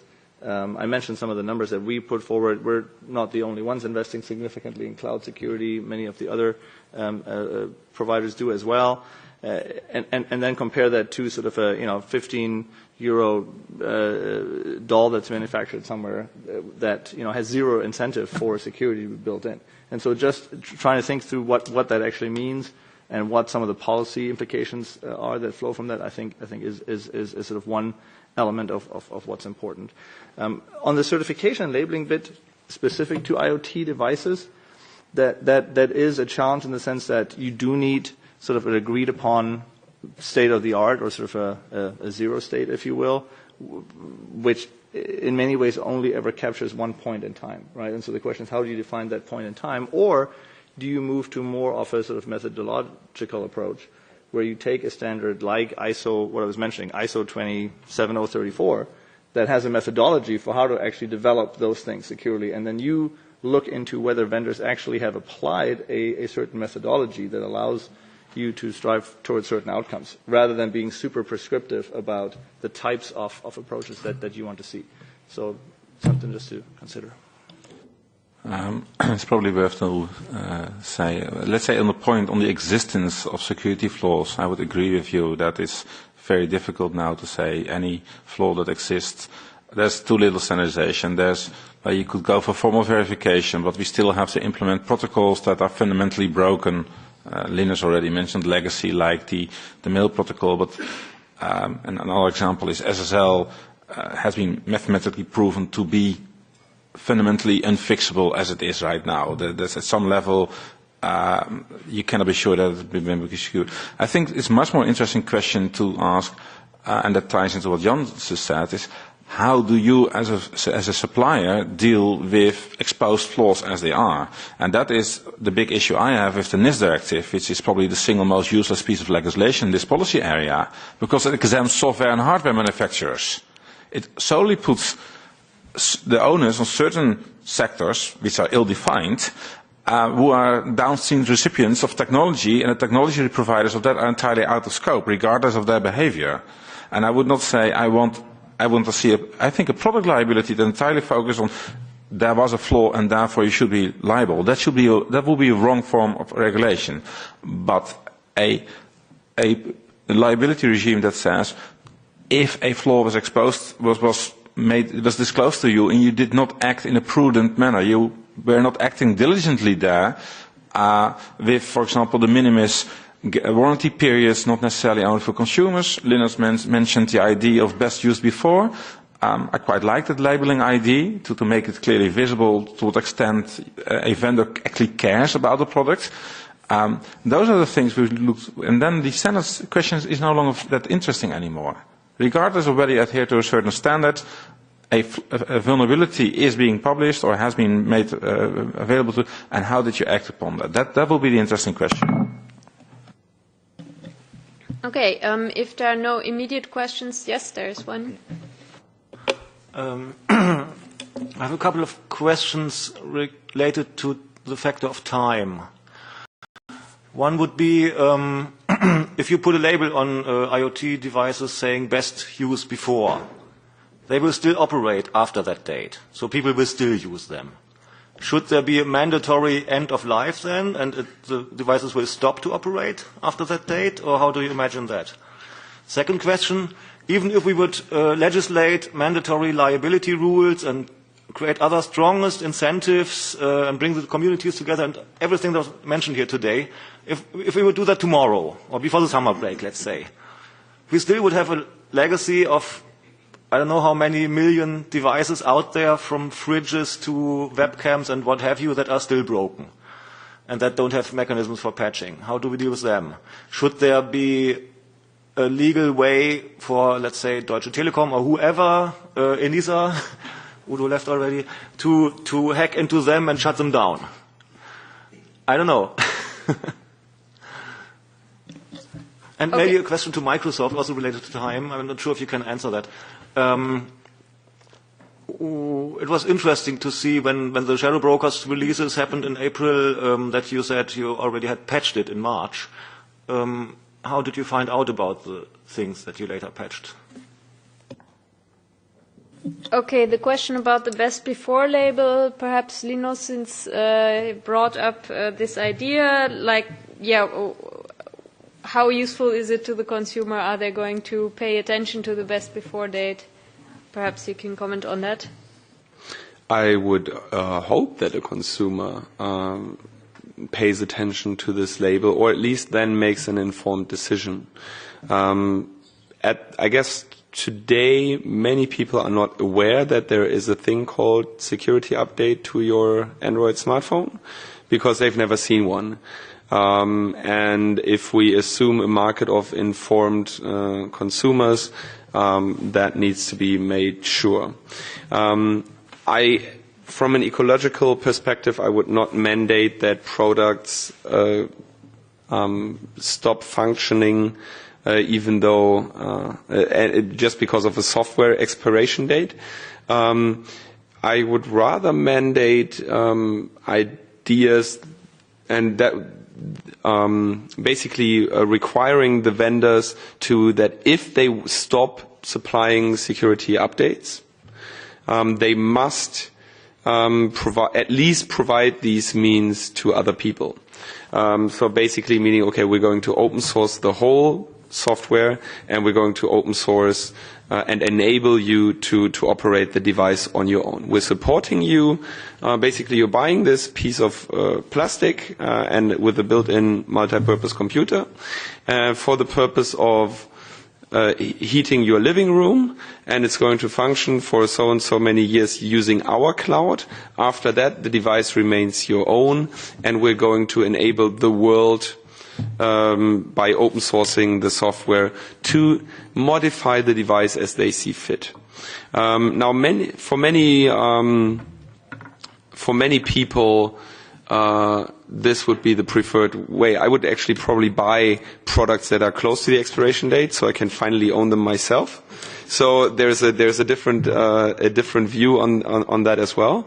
But it would also give an incentive for companies to support the devices much longer, because chances are they don't want to lose whatever secrets they have hidden in the software, or whatever legacy protocols they've probably taken over to the next piece of equipment. So I would assume that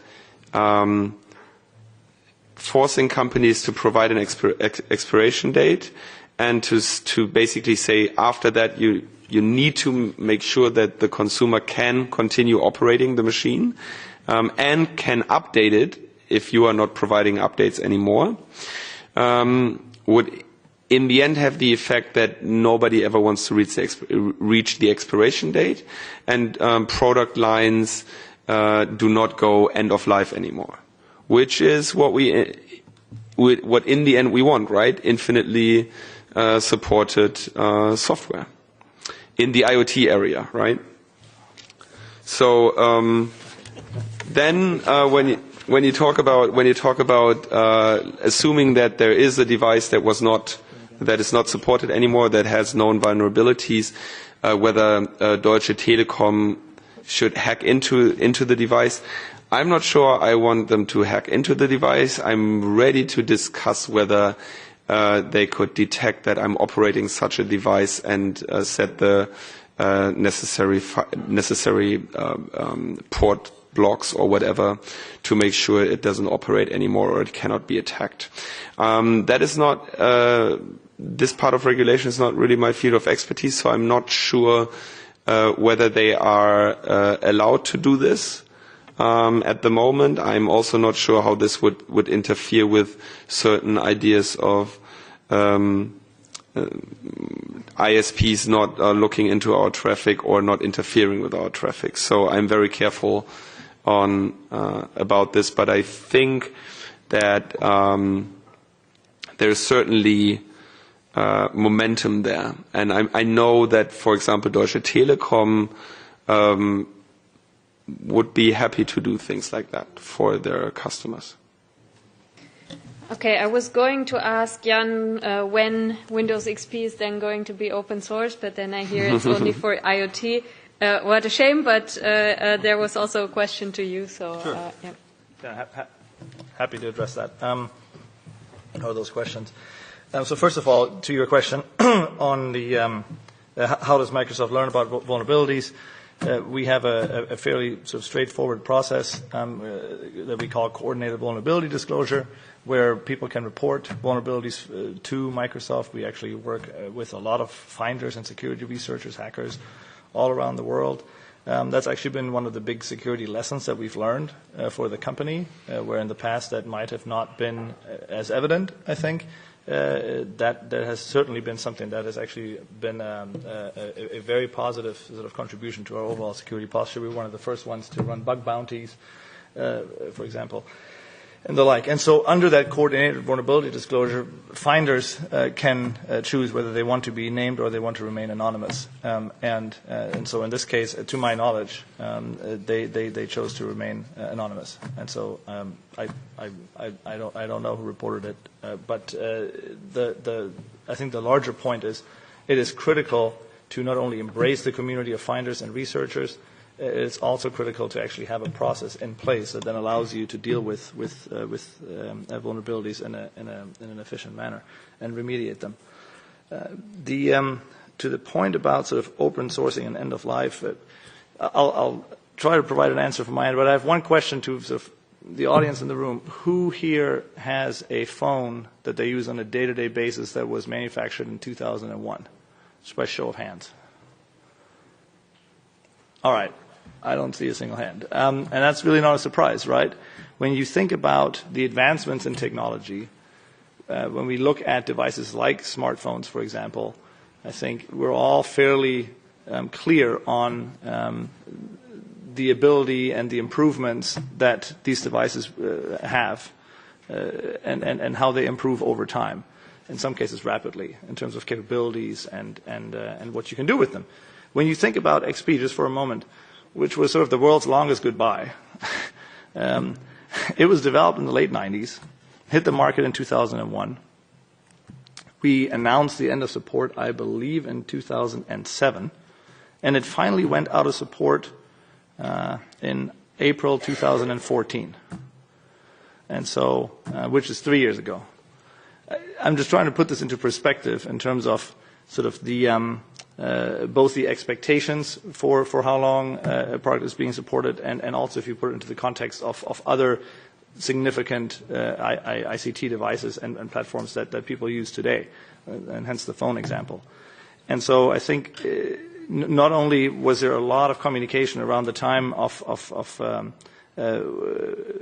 this product going out of support, the more, I think, important aspect here is that the threat landscape, the cyber threat landscape, has changed significantly since the late 90s and early 2000s when this product was developed.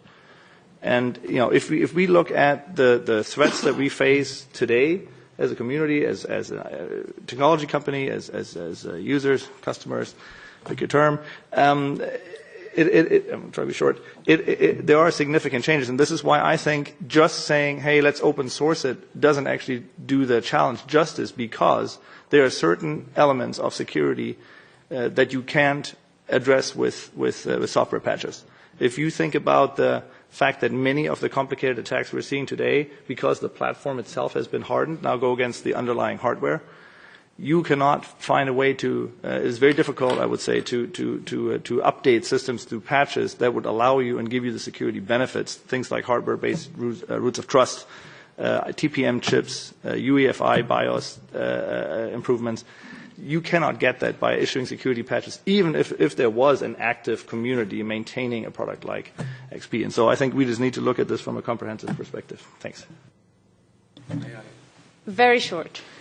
I wasn't calling for the open sourcing of Windows XP. Like, my requirements target the products with built-in computers and software that ship as one, right? So you can keep Windows XP.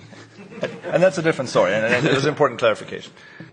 If we can keep it to a one-sentence question and a one- or two-sentence answer, yeah, sure. then we can I just suggest that the way to resolve this issue, I mean, even talking about PCs with operating systems and commercial off-the-shelf so-called COT software, we're really talking last century. The way to do this is in the cloud, where you have VMs and those are managed. You have patching, which is very prompt. You have security intelligence that feeds that. So cloud is one way to get round the issue of having obsolete operating systems knocking around and being. And the second point I just wanted to raise very, very quickly on certification and labelling is that I think by claiming that the European cybersecurity market is totally fragmented and dysfunctional, as some people are, and saying it needs to be revamped, we need to have a label, a pan-European label covering everything from IoT devices to embedded devices to cloud.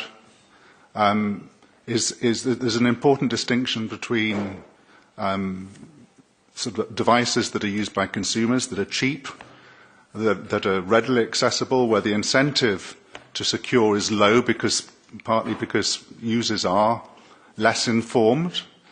They're looking for things, the latest gadgets at cheap prices, as opposed to sort of industry, enterprise level IoT systems which are properly developed, put together with informed users. I think it's dangerous to mix the two and say, because the sort of consumer IoT market is a challenge, then the whole of the cybersecurity market in Europe is upside down and fragmented. Okay, there was a little bit more than one sentence, but perhaps Walter can do better. On cloud, there's no cloud, only other people's computers. Secondly, especially in IoT, especially in non-consumer IoT, you're quite often talking about real-time characteristic signals processing. If you put stuff in VMs, even if that would add another layer of security, you still will end up with latency introduced where, for example, a piece of software controlling an MRI scanner will just simply not function in a virtualized environment, regardless whether you would want that kind of sensitive data in a cloud environment. So that's one. I'm not so sure whether the consumer IoT is that different from other IoT markets either way. And I want to toss in a last remark, a topic we none of us have touched before. I think it's a worthwhile area to look into to force suppliers to decouple security updates from functional updates, because that may remove the reluctance of end-user parties to apply security patches. The fear of loss of functionality or changes in functionality is one impediment of sane practices in this regard. Okay, we've reached the end of our discussion, and I have the very difficult task of trying to round it up and say what we're supposed to do now, which is, of course, very difficult. My impression is from the different speakers, I've heard quite a lot of skepticism about the idea of a kind of general trusted IoT label. There are concerns about, well, then manufacturers are only going to meet that standard and not more, but also about the ability of perhaps smaller companies to keep up with that. But there seems to be quite a lot of support for extending liability, and there is particularly the idea of perhaps coupling liability with insurance, and also having perhaps different levels of liability depending on the responsibility action of the vendor. One area where a label or something along those lines might be an interesting idea is in this area of best before, and in this regard it's I think also interesting to look at the discussions that we're currently having on the two digital contracts proposals, where indeed the Green Group has proposed to introduce a manufacturer guarantee on a particular expected product lifespan. And since these are IoT devices that are supposed to be regulated by this contract law proposal, it could also be coupled with this idea of having certain requirements about what happens after.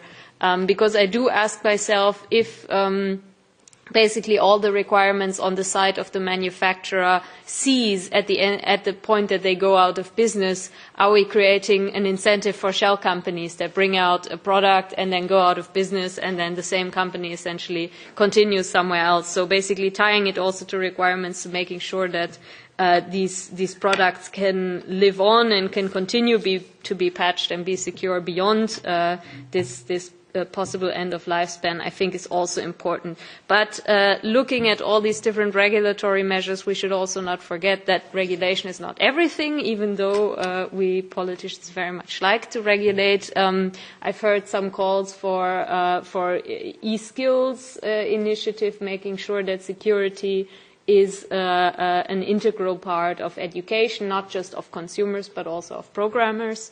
I've heard support, which I'm very happy about, for public funding, especially of open source software, of auditing. Linus has mentioned it. There's an ongoing project with the European Commission on open source software audits of software that is being used in the public institutions. And we have actually made a new proposal of a prototype fund pilot project that would actually directly fund the development of open source software, which is currently being assessed by the European Commission. So there are, I think, a lot of different avenues that we can take. I think that some of these suggestions we will be able to feed into the ongoing discussions, for example, on the digital contracts proposal, but also on the national implementation of the NIS directive. We've heard about that. What kind of, can there be a responsibility on the side of the people running the machines to actually install the updates and to ensure that that is happening? And so there's a lot of work ahead. I'm happy that I think we have reached a few potential answers, at least, even though there are still much more questions in this area. And I thank you very much, everybody, for participating in the discussion. Thank you.